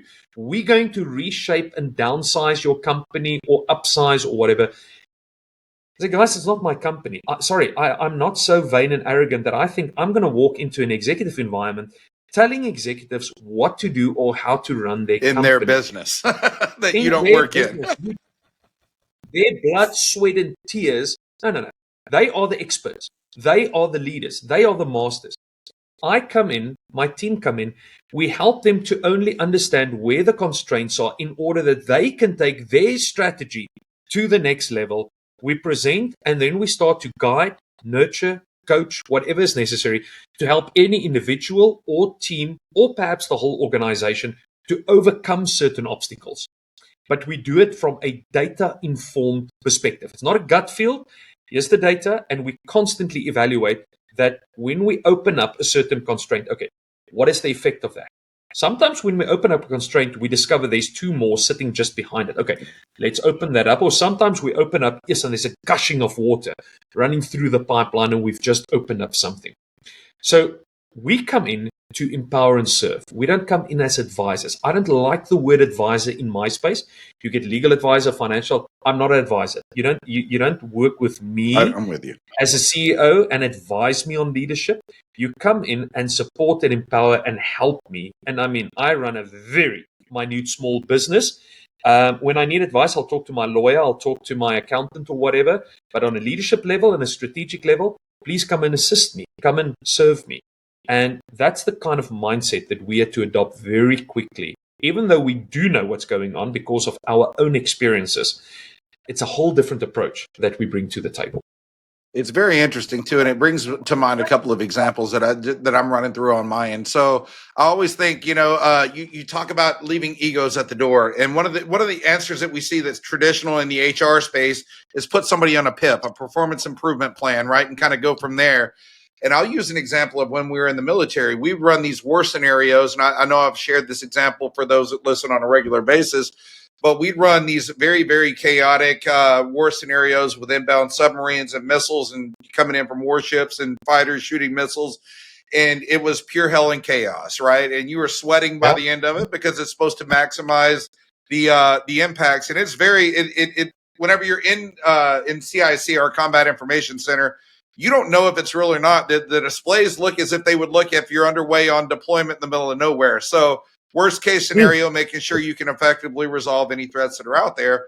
And but one of the things is inevitably people are going to screw stuff up, and they do it quite often. We miss a missile shot, whatever. But one of the things that we did, and I think it is very good, it's almost like a root cause analysis. But immediately after every evolution that we did, we collectively in the space take an all stop, and we basically deconstruct the exercise.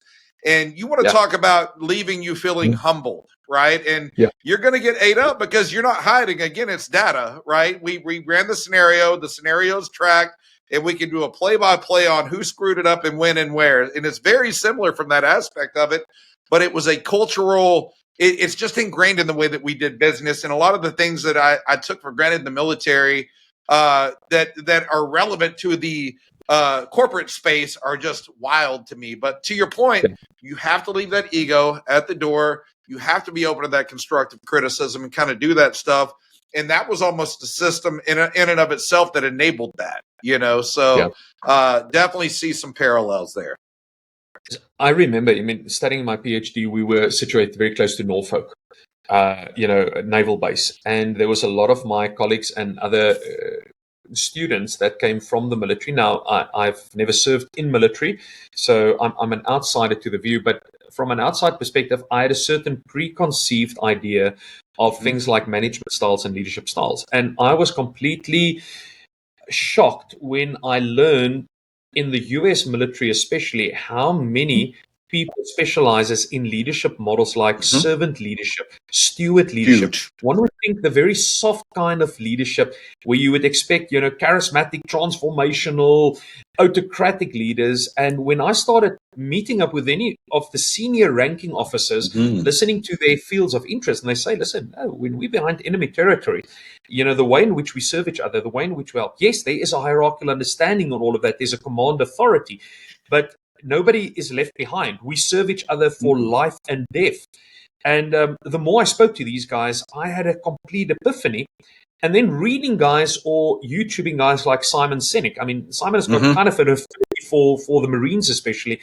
And you pick up on the stories of building trust and the softer side of what we see in management. But those are the qualities that they celebrate that actually makes the differences more often than the hard skills that we so often talk about. Yes, the hard skills is necessary. If you're in military and in combat and you don't know how to use the rifle, you've got problems. But in the long run, it's the softer things that continuously take place. So we've evolved this metaphor to say we don't like talking about soft skills and hard skills. We rather talk about software and hardware. My PC, my laptop, my cell phone, the hardware, I upgrade any 2-3 years. But the software is a continuous upgrade that I need with the new programs and the new business models that we are looking for. We do some hard-skilled upgrade every now and then, but the softer stuff is the continuous development, emotional capacity, resilience, mental fatigue, creative life planning, work-life integration, balancing of leadership styles, emotional intelligence. We can go through all the softer things, but those are the things that's giving us the edge, but also the emotional traction within the businesses of today's time. And we do, and to your point, I've gone through several of the high-level leadership trainings, and we even start at junior level. So, what your enlisted rank is E1 to E6 for before you hit Chief Petty Officer, and then you work up to Master Chief. It starts at the E4 level. So, Petty Officer training, basically, they start getting leadership training at 22, 23 years old, 20 years old in starting, right? They may not be fully integrated in using it, but our construct is really built like that. And it's even more pronounced on the officer side. It's a little bit more trial by fire from that aspect. You're taking a 23-year-old kid and now giving him control of or leadership over 30, 35 guys just out of the gate, straight out of college with a couple of Bratzi. And that's kind of thrown to the wolves. You get a little bit of trial by fire, but they also put a lot of formalized emphasis on formalized training. So that is one area, like I said, I took for granted thinking that Yeah. that was just the normal, but it is not normal in the corporate world. It seems like, again, to, the right seat on the bus and things like that we've already kind of addressed. And we're not supporting that growth. And I think that's probably a lot of what you look to solve in that equation. Yep. So just moving a moment to my own passion area of succession planning and also the field that I've spent many years studying. Love that too. I always tell people there's a major difference between replacing a bum on a seat. You can use a recruitment company to do that versus succession. Succession starts with the idea of ownership. Now, whether it's equity ownership, whether it's positional ownership, whether it's function ownership, whether it's a product or a process or a service ownership, it's an ownership issue. How I cultivate and grow, we use the word sons and daughters in the house compared to just pulling somebody in and put them on a chair. It's an entire different conversation. Actually, the amount of literature in the business world on succession is frighteningly small because it mostly deals with an HR exercise of recruitment, and it's not dealing with the idea of what succession is. So even in my PhD studies, when I started specializing in it, the models that I rather looked at comes from anthropology and history, sociology. It's a different mindset altogether where the real succession, family-owned businesses or things took place. And to see that in 250 years of the modern organization, there's actually very little on the topic. Now, when we start introducing the concept of succession planning in an organization, we don't just talk about the president or the CEO, whatever, and who's the next guy on the seat. Ultimately, yes, that is a critical component, but we start looking at the entire organization from a succession point of view. What are you doing with the senior leaders and how they investing back into the company? What are you doing with the middle age category? Because in generational theory, we're talking usually about 20 years gaps. And what are you doing with the entry level group? Now, I believe the military model is a phenomenal model where we say we're going to take leadership to our 22, 23-year-olds already, not because they're at the brigadier general level. They might only be there if they stick around in 20 years from now. Exactly. But the succession pipeline that we are building, or the succession platforms, already need to be from the first day which they start engaging. And every environment is unique to say, what is core in our environment? Well, I believe leadership should be core in any sustainable business, but there's values, there's culture, there's certain skill set, there's lifestyles, there's relational networks, there's beliefs and convictions, there's a narrative, a story.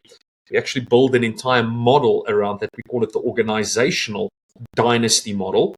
Dynasty like a family dynasty. Well, any organization can also build a dynasty. You don't need to be a blood relative family. What are those critical conversations that we build in there?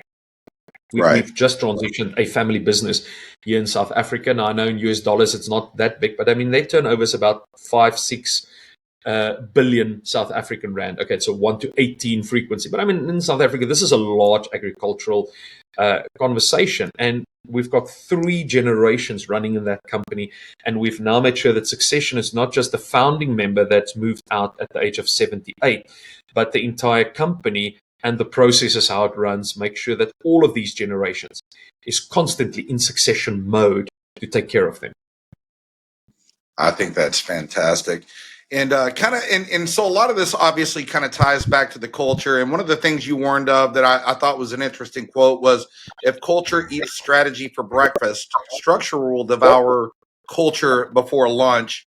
How can leaders strike the right balance between the structure and the culture and then, the when scaling or transforming? Basically, obviously the military, like we said, has been around forever and ever and ever. But can you kind of expand on that? I thought that was very intriguing.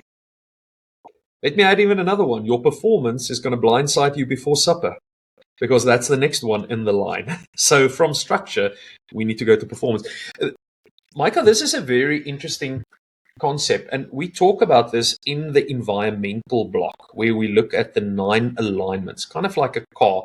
When I turn the steering wheel and my tires, my wheels are not turning in the right ratio, then you kind of build a Titanic. This thing might be massive. It's heading towards a iceberg, a mountain of some sort. We're trying to steer the rudder, but the boat is not moving. And I see a lot of companies, and they don't even need to be big. I see small companies also, they are so misaligned that we try to make strategic calls and the thing is not moving, or at least not at the agility and the leanness we require to move now. So without going through all the different alignments, if I define my strategy, then I need to define what kind of culture is complementary and enabling to the strategy. Because if I've got a fairly organic growth strategy, then there's a certain culture that enables that. Now the leadership and the owners decide, well, it's exponential from here. We're going to do mergers and acquisitions. Mergers and acquisitions. Or, no, we are growing with a bull ride, a lot of investors, but you know what? We're at a place where we actually want to downscale. There's no right or wrong strategy. I mean, that's the prerogative of the shareholders. But if the culture doesn't enable it, we're going to have problems. Okay, so there's an entire conversation that needs to be had, the relationship between culture and strategy. But the next iteration is there are, let's say, 5 different culture philosophies that's still very valid within the workspace. You get people with a prehistoric view, believe it or not. It's like a mafia, it's like a union. You see prehistoric models of thinking. There's pre-modern models. There are modern models, the age of enlightenment. There are post-modern models, and then there are meta-modern models. So if we talk pure philosophy, a great book on this subject is Frédéric Laloux. He's a Belgian researcher. He wrote a book in 2014 called Reinventing Organizations. So he talks about the red, the amber, the orange, the green, the teal companies. But actually, he's just referencing 5 different philosophies and how it plays out. Now, once I understand what kind of philosophy drives my company, there are 5 different structural models. Is it the great man theory, classic military hierarchy, matrix, the team of team pluralistic structure, or evolutionary teal flat structure holacracies? If I have a misalignment between the culture that enables the strategy and then the wrong structure. So I walk into companies and then I ask, show me your organogram, and 99% have got some classic hierarchy. I say, well, guys, there's the problem. Your culture is not a pre-modern culture. You've got a different culture. If it's pre-modern, by all means, then use the classic hierarchy. But let's get the structure in place to talk to the culture. Now, that's one aspect of structure. The other way of looking at structure deals with industrialized philosophy. Are we pre-industrialized? Yes. In the developing world, Micah, you'll be surprised how many businesses built with a pre-industrialized mindset. I don't think you'll see that in the US that often, but then industry 1, 2, 3, 4. And I know there's guys like Elon and these guys that's dabbling with industry 5 technology, but I mean, it's not a generalized conversation yet. Right. What cybernetics and all of that, human, biological, human machine type interface. Yep. There are smart technologies not on the arm. The chip is now inside, neuro chipping, all of that. But we'll see that in your and my lifetime, definitely. I definitely agree. So now we use NextMove 4.0, for instance. It's a system that we kind of just touched on. We do the analysis of the structure of the company, 20 different variables, and now we can look at the iteration in which it has been designed. Because, Micah, here's what the data shows us. We don't build smart businesses. We don't build MBA textbook businesses. We don't build businesses like our mentors. We build businesses that's an extension of your own neurological framing. The way in which you see the world, Mr., Mrs. Entrepreneur, CEO, President, is the way in which you're going to construct this business, similar to how we build actually our homes. Our homes is an extension of ourselves. In Africa, even the clothing and the shoes people wear is an extension of their own mindset. It's an interesting correlation. So if we now see that the mindset is limiting for what the culture requires, then we need to make certain choices. Is the person the right person to lead the business for the next iteration? Exactly. We might need to tag team each other, a little bit of WWE or whatever wrestling match we've got here. We don't exclude you. You're a great leader. But for the next move, we need to downscale. You're the exponential bull rider. Let's step out of the way, bring the downscaler in, bring sustainability and consolidation. Or the kind of leaders say, listen, the next bull ride, acquisitions for the next 2-3 years, I'm not the guy. Let me just move out of the way a little bit. I bring in a new CEO or somebody to help. Or the company just say, listen, we see there's certain structural components that's not compatible with the next growth season. How do we not fix it because nothing is broken, but how do we upgrade those components? Otherwise, the structure is going to destroy the culture before lunchtime. It's going to choke out the life out of the system. And that's kind of what we're playing with that metaphor to say structural alignment towards culture is as important as cultural alignment is towards the strategy. And to your point, I see it daily. Whenever we're talking to the smaller, the less than $1 million, up to 5, right? So it takes a certain leadership style. You can bootstrap, you can fight through it, you can get to $1 million. If you want to scale beyond that, either you're going to have to upscale your own abilities and skill sets and resources to get you from 1 to 5, and then 5 to 10, and then 10 and beyond. It's almost like the reinvention or restarting an entire organization. And that's, I'm sure you see it. It does require some structural realignment, bringing in a new skilled talent at the seasoned level or wherever it may need, or integrators as well at the various levels that you're going to need, because it becomes far more difficult at scale, right? And so doing that, but I see it as well, and I've got the MBA and all that, and the way we structured it, the way we built it, was a product of my own gray matter. It didn't, and I leaned into a lot of the philosophies and stuff. But I'm sure if I were to send you my business plan and show you how we operate, you'd probably be able to poke holes in it, because the entrepreneurialness, the resilience, the tenacity, the ability to get out there and start a project and take the risk and take the bet doesn't make you the most qualified person to continue to grow it into legacy. So, couldn't agree with you more, and see it every day. So I can vouch for that side of it as well. If we take a very old model, the Griner growth model, kind of looking size of business and the different challenges that you face, you have the pioneer phase, then you've got the leadership crisis, then you go into the directive phase, etc., etc. And we know this from the literature, how many great entrepreneurs started off only to get to one of the crises, and then they can't transition the crisis. Then the shareholder fire the person, or they leave, go and start a new venture. And there's nothing wrong with that. If your makeup is to play in a certain bandwidth, then play in the bandwidth again, which is your habitat. It's the place where you flourish. Yeah, we do celebrate the big guys, the Musks and the Bransons and the Gateses, because we read about their stories, but they are the prodigies. They are the the one-offs. They're unique anomalies, basically. You don't duplicate those guys. You don't go and say, listen, let me just study under you and do what you. No, they are so far on the bell curve off that we don't even statistically measure the chance of hitting that. Absolutely. Entrepreneurs, we talk about the SBVs, scalable business ventures. A lot of entrepreneurs, it seems to about 84% of the global population should be in employment, and about 16% has got the neurology for the entrepreneurial space. But then there's only a small component that has the SBV mindset, the scalable business ventures. The rest would build a micro enterprise or just locum their own talent and skill out. It is a small component. And again, in that, there's this microcosm of the guys that we all feel are the icons of the stuff. I don't even try and duplicate their work. It's too complex to try and understand how those guys, and there's a degree of luck. Right person, right time, right industry.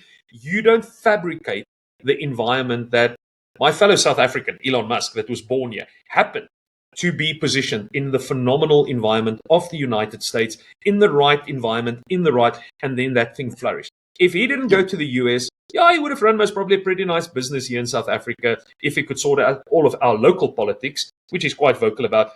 But nobody would have known who Musk is if the environment for him didn't change towards the environment of the US. Absolutely. And you can direct some of that stuff in your outcomes, right? Like as an entrepreneur, I chose the power industry based on due diligence and research. And I would imagine that Musk probably did a deep dive into the tech and cryptocurrency and all the other stuff to kind of set himself up for success. But you have to, there's definitely a mix of luck in there as well. You can leverage and create more opportunities if you approach it in the right mindset, but couldn't agree with you more. It's a weird soft skill mix of a little bit of luck, a lot of drive, determination, resilience, innovation, and just it's crazy. But to your point, I think that's a very, very salient point, is not everybody's going to be able to scale that organization. And that's where your self-awareness becomes so important in this equation, if you will.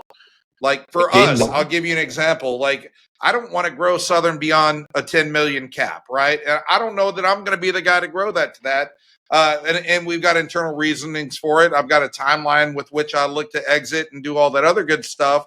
And then another part is this was kind of a weird one for me, but I actually founded Southern Staffing because I understand like my ultimate goal would be to get into an aviation service business or something like that. But Southern has allowed me a unique perspective to really study and understand culture and people and building out that organizational as a stepping stone to get to that next level. So it's all applicable, and it's been eye-opening for me, my friend. If anybody in your audience knows Musk and can get me in contact with him, I would love to do a shadow match profile on a genius like him, because I am fully convinced if I've got that pattern, I'm going to say something very weird. It is non-reproducible.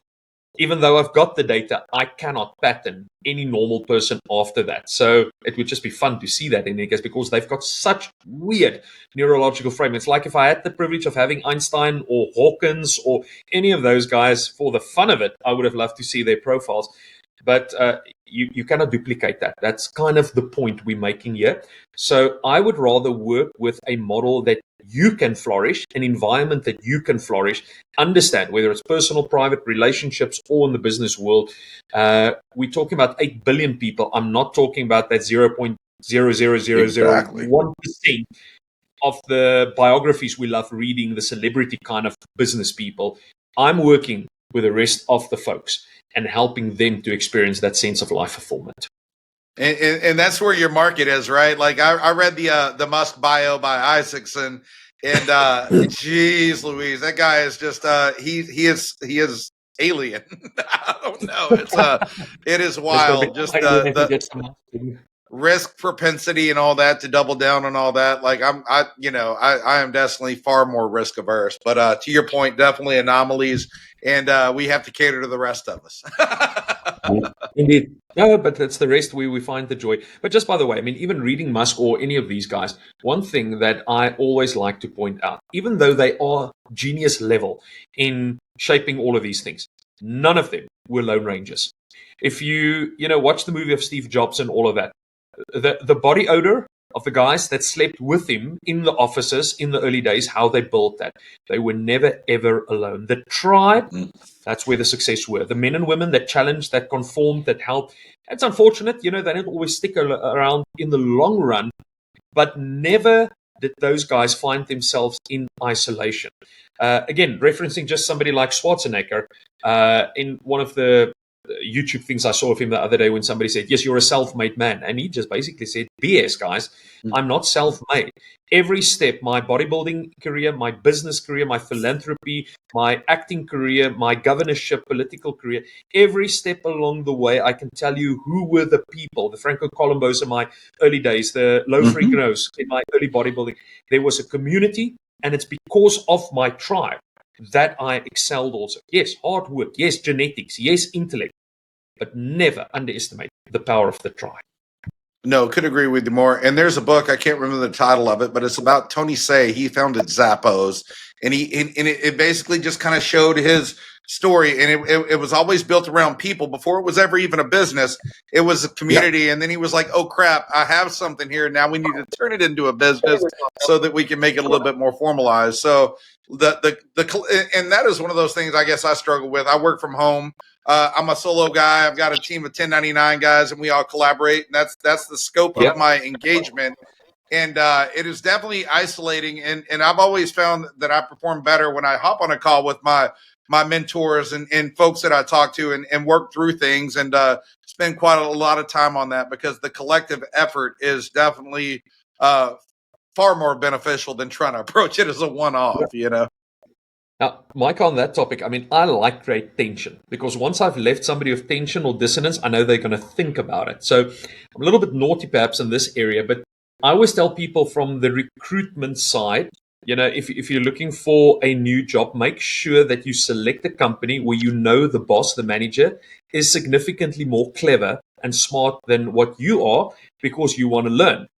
To the company, I say, please make sure that you employ people that is a lot more Smarter than smarter and clever than who you are in order to grow. I mean, so you create the tension just there.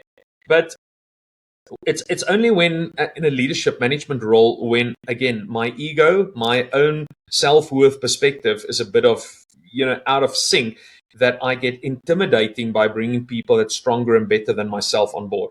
I love the fact that everyone, even my junior members, yes, they are not on my level, my juniors, but compared to where I was in my 20s, they are miles ahead of where I am. And I don't want to bring anybody into my company that doesn't outperform, outshines, outthink me on any level relevant to the age category that they're in. That's not a smart move to build a business based on that. I agree with you wholeheartedly and think that's amazing. And we are getting pretty close to almost 2 hours, my friend. So I'm going to I love it. And it has been absolutely phenomenal. So I'm not trying to rush us off here, but to try to keep us on. I always like to ask, if you could go back in time and talk to a young Marcel, right, in your teenage years before you got to college, what advice would you give yourself with all the knowledge that you have now? Micah, I've got a very weird little daydream thing going, that I wake up one morning in my 8-year-old body. For some reason, my neurology is intact. And how do I start going from, preschool or whatever, lower grades, through again, knowing what I know now? There's some of these movies where adults go back into their teenage bodies and whatever. I do that little fantasy game actually quite too often to myself to rethink.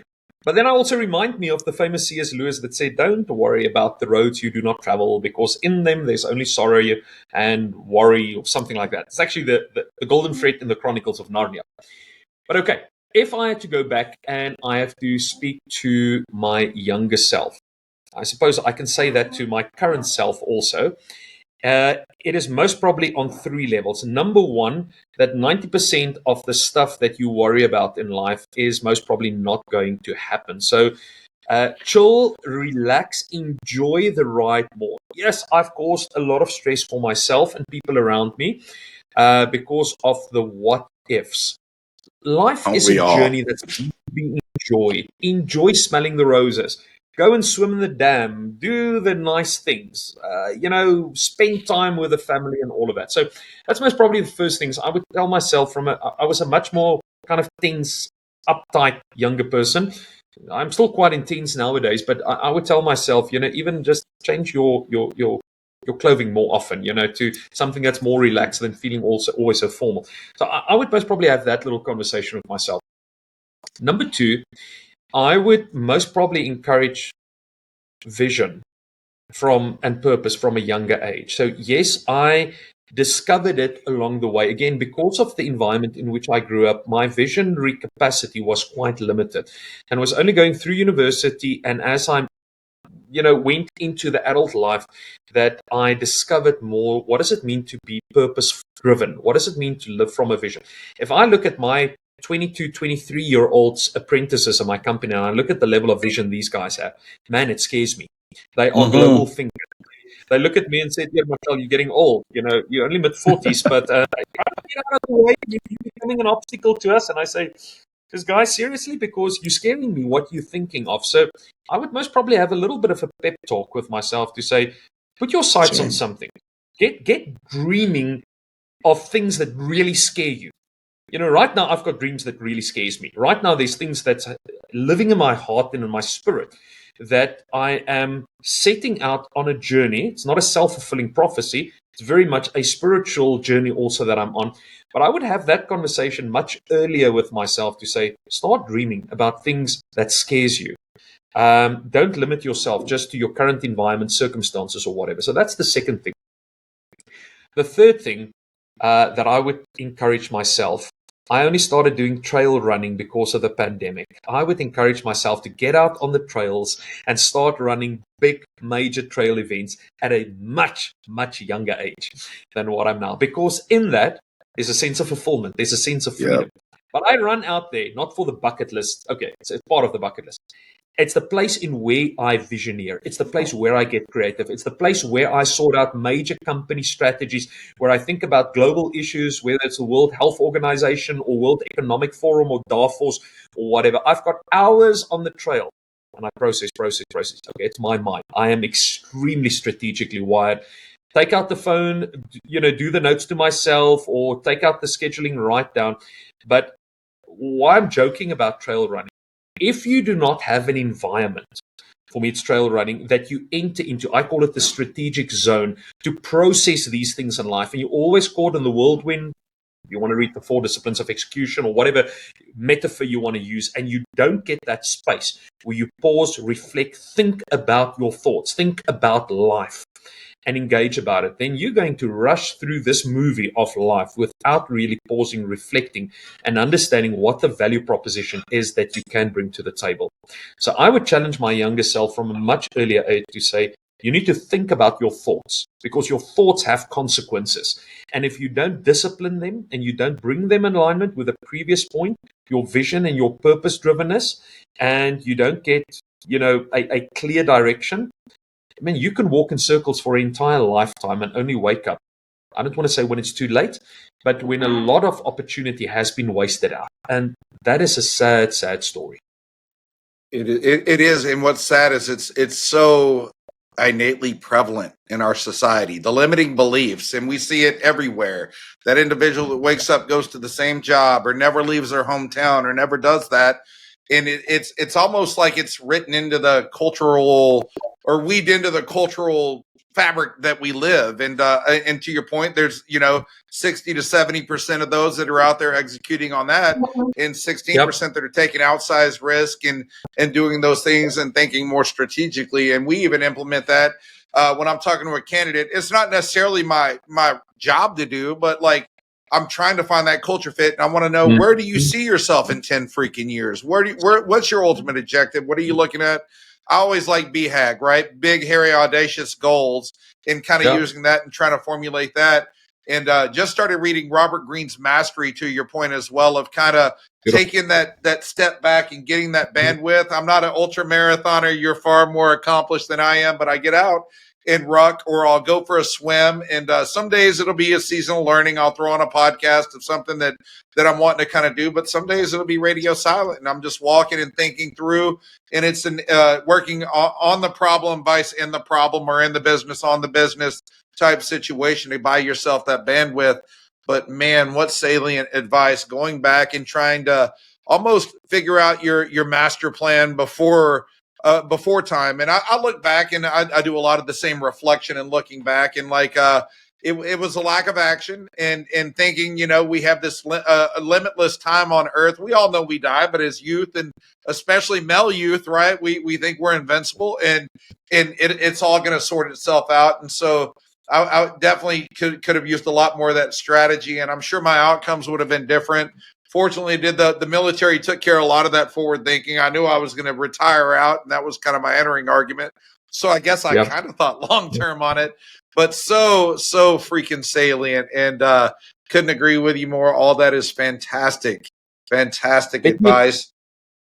Let me perhaps just start wrapping up with a story, perhaps a bit of a shocker story, but adding to the point that happened to me. So age 18, started university, went to a local shopping mall, went to a local bookstore, and standing there, typical red-blooded young student, and looking at the magazines, there was this really pretty young girl, fish leg stockings, very short skirt, and I thought, man, she's standing in front of the religious section. This is going to be an interesting little pickup line. So walked over to her, and I went and stood next to her, not making eye contact with her, just looking at the books that she was looking at. And I happened to recognize there was a novel series. It's called the Left Behind series, kind of this eschatological series 25 years ago. And, I can't even remember what the pickup line was, but as I asked the question, I turned to face her.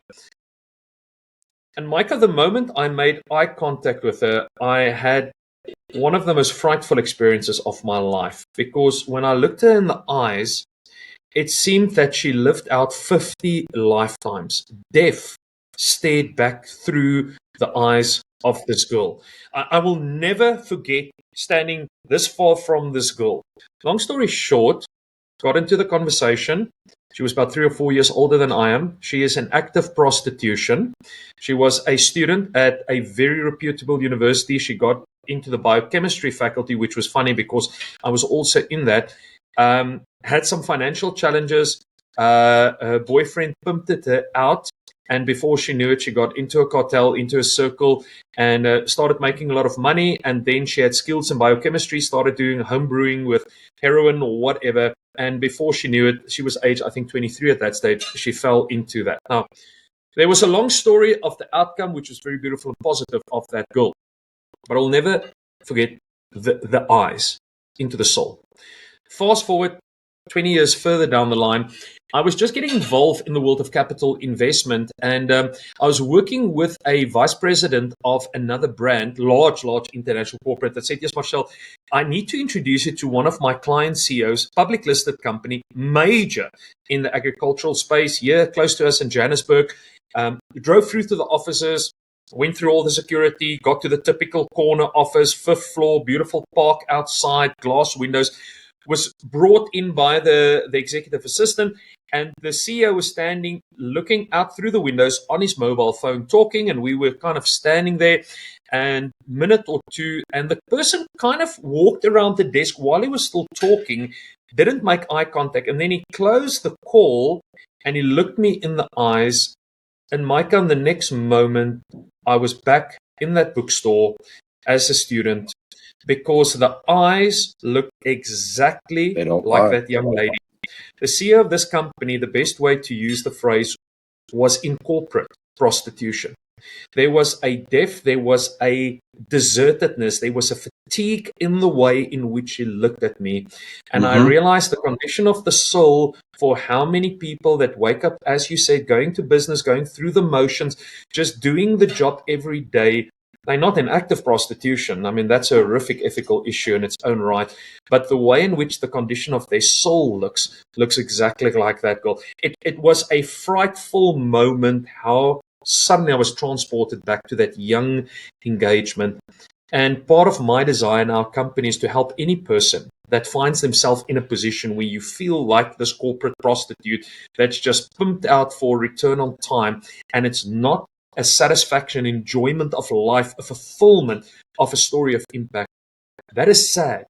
And that is the systemic brokenness that we're seeing in our society, that I trust the little contribution that we can make to help people to get out of that is as much as a company or organization can help taking real prostitutes actually out of that destructive environment that they find themselves in. It is the beast, my friend, and we see it far too often. I couldn't agree with you more. And it's up to that individual to kind of break themselves out of the matrix as well, if you will, from that perspective, you know? So absolutely. This has been a phenomenal conversation, my friend. I thoroughly enjoyed it. And again, I know it's not power industry specific, but this is at the core of everything we do, from understanding the culture and building out something. Yes, it ties to the finances. And yes, you have plenty of tools. And I truly appreciate you taking the time to hop on and share your experiences. Yes, we pitch product in there a little bit. But ultimately, I think it's a very extremely value added product. And your takes on things are just absolutely phenomenal. And have thoroughly enjoyed the heck out of the conversation, my friend. Micah, it's an absolute privilege. And yes, as you say, we are not limited to a industry. We love the power industry. We love all of the breakthrough technologies and what we're seeing. But we deal with the human condition in this industry also, but other industries also. And I trust that the level of our conversation tonight will help leaders and managers, but it will help technical specialists. It will help the rest of the employees, and it will help you also in your personal life, because it's the human equation that we're ultimately talking about here tonight. And I hope it sparked just a bit of hope for every person that might feel in a disabled or a stuckness almost in their circumstances, to say there is hope, there are tools, there are instruments, we can support and help. And it doesn't need to be me, it doesn't need to be our brand or our company, but there's so many people that would like to help and assist. If you feel in that stuck mode, Or then the leader would say, yes, I love this exponential growth thing. How do we actually do it? How do we unlock all of that? Well, again, there's a lot of tools and skills for people to say there is hope if you feel stuck along the way getting to that exponential journey, that we would just love just to share virtual coffee, or even better, have a real coffee, whether it's Starbucks or whatever we put on the table. So we are globetrotters. We are global citizens. We serve anywhere in the globe where it potentially will have a significant value add. That is fantastic. And if folks want to connect with you, where are the best places to connect with you? So on a personal level, I am quite active on LinkedIn. I'm privileged. I've got about 17,000 followers. Most of them are C-suite followers. My contact details are there. Obviously, our website of CCI Professional, even my own email address. I keep it in the public domain. People can get hold of me. Same. I think even my cellular number in South Africa, it's a +27 number, our area extension here, WhatsApp, all textile messages. I don't answer phone calls that often just because I'm busy all day. They can get hold of my PA, but I have not put myself out of the public eye if somebody needs to contact, or then if they want to speak to my PA. Again, the website of CCI Professional is a very easy way. I have not a big internet presence, but I mean, it's easy enough to find contact details. Chat can very quickly find that if somebody wants to make contact with our business, or even send me direct messages, or via LinkedIn, Facebook, those kind of platforms. So any of those social media environments is open for a person to connect. Beautiful. And I'll make sure that we tag you in the post once we get it to release. We're about 6 months ahead of content right now, intentionally, right? So I don't have to stress it and maintain that work-life balance, but I'll make sure we tag you in the post as well.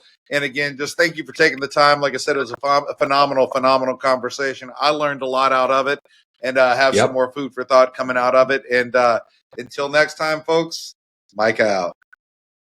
Thanks for tuning in to the Power Relay with Micah Clay. If you enjoyed this episode, feel free to like, subscribe, and leave a review. For more insights, contact info, job offerings, and other content, check out our Linktree sites at Linktree/Micah W. Clay or Linktree/Southern Staffing. We'd love to hear any feedback, and if you know anyone we should highlight, feel free to drop us a message. As always, thanks to those who work tirelessly to keep the lights on. Until next time.